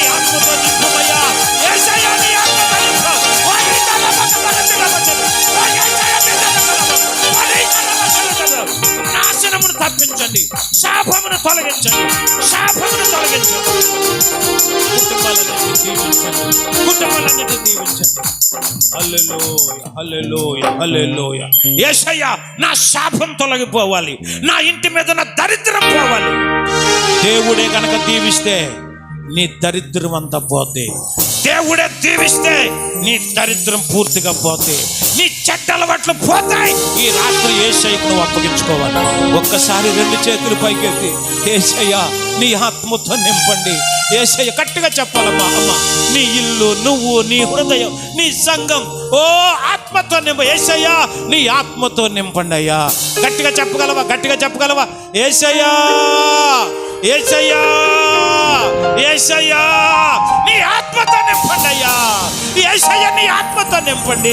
శరీర క్రియలు జయించే ఫలం ఇవ్వండి. పనికి మాలిన తీగలు తీసివేసే ఫలం ఇవ్వండి అయ్యా. నా బలహీనతలను జయించలేకపోతున్నా, నా చెడ్డ అలవాట్లను అధిగమించలేకపోతున్నా. ఈ రాత్రి మీరే నాకు ధైర్యమును, బలమును, శక్తిని అలాంటి కృపించి నడిపించండి. ప్రేమ కలిగిన మా తండ్రి, మీకు వందనాలు ప్రభు. ఈ రాత్రి ప్రభు నీ బిడ్డలు నీ వాక్యం విన్నారు, మా అందరితో మాట్లాడావు. యోసేపే ఎందుకు ఫలించాడు? ఆదాము ఎందుకు ఫలించలేదు? నోవా ఎందుకు ఫలించలేదు? పనికి మాలిన తీగలు వాళ్ళు తీసేయలేకపోయారు. యోసేపు పనికి మాలిన తీగలన్నీ తీసేశాడు, పరిశుద్ధతను కాపాడుకున్నాడు, నీకు సాక్షిగా నిలబడ్డాడు, అవమానాలు భరించాడు, కన్నీళ్లు దిగమింగుకున్నాడు, ఆకలితో అలమటించాడు. పస్తులున్నైనా వస్త్రం కూడా వదిలేసి పారిపోయిన సందర్భాలు తన జీవితంలో ఎన్నో ఉన్నాయి. ఈనాడు నిన్ను నమ్ముకున్న మమ్మలను కూడా కొంతమంది గేలి చేస్తున్నారు నాయన, కొంతమంది అవమానంగా మాట్లాడుతున్నారు ప్రభు. నిన్ను నమ్ముకున్నందుకు ఏదో వింతగా చూస్తున్నారు ప్రభు. ఈ రాత్రి ప్రార్థన చేస్తున్నాం. యోసేపును హెచ్చించినట్టు యోసేపు చేతి కూడు ప్రపంచమంతా తినిపించినట్టు నన్ను ఉన్నతమైన స్థితిలోని పెట్టండి. ఈ రాత్రి నేను నీకు సమర్పించుకొనుచుండగా ఫలించు దానిలా చెయ్యండి, ఫలించు వాడిగా చెయ్యండి, ఫలములతో నింపండి, మీ ఆత్మతో నింపండి, మీ కొరకు బ్రతికే కృప ఇవ్వండి. మీరే మహిమ పొందండి. మీ సేవకునైనా నా ప్రార్థన ఆలకించి అంగీకరించమని యేసయ్య పరిశుద్ధ నామములో ప్రార్థిస్తున్నాము తండ్రి, ఆమేన్. Thank you. ఒక్క నిమిషం అందరూ కూర్చుందాం. హల్లెలూయా. అద్భుతమైన సందేశం అందించిన దైవజనులను బట్టి దేవుని నామాన్ని స్తుతిస్తూ చప్పలు కొడుతూ దేవుని నామాన్ని ఘనపరుద్దాం, దైవజనుల్ని అభినందిద్దాం. దేవుడు ఇంత ఘనంగా తన దాసులను వాడుకుంటున్న విధానం బట్టి గట్టిగా మరొకసారి హల్లెలూయా.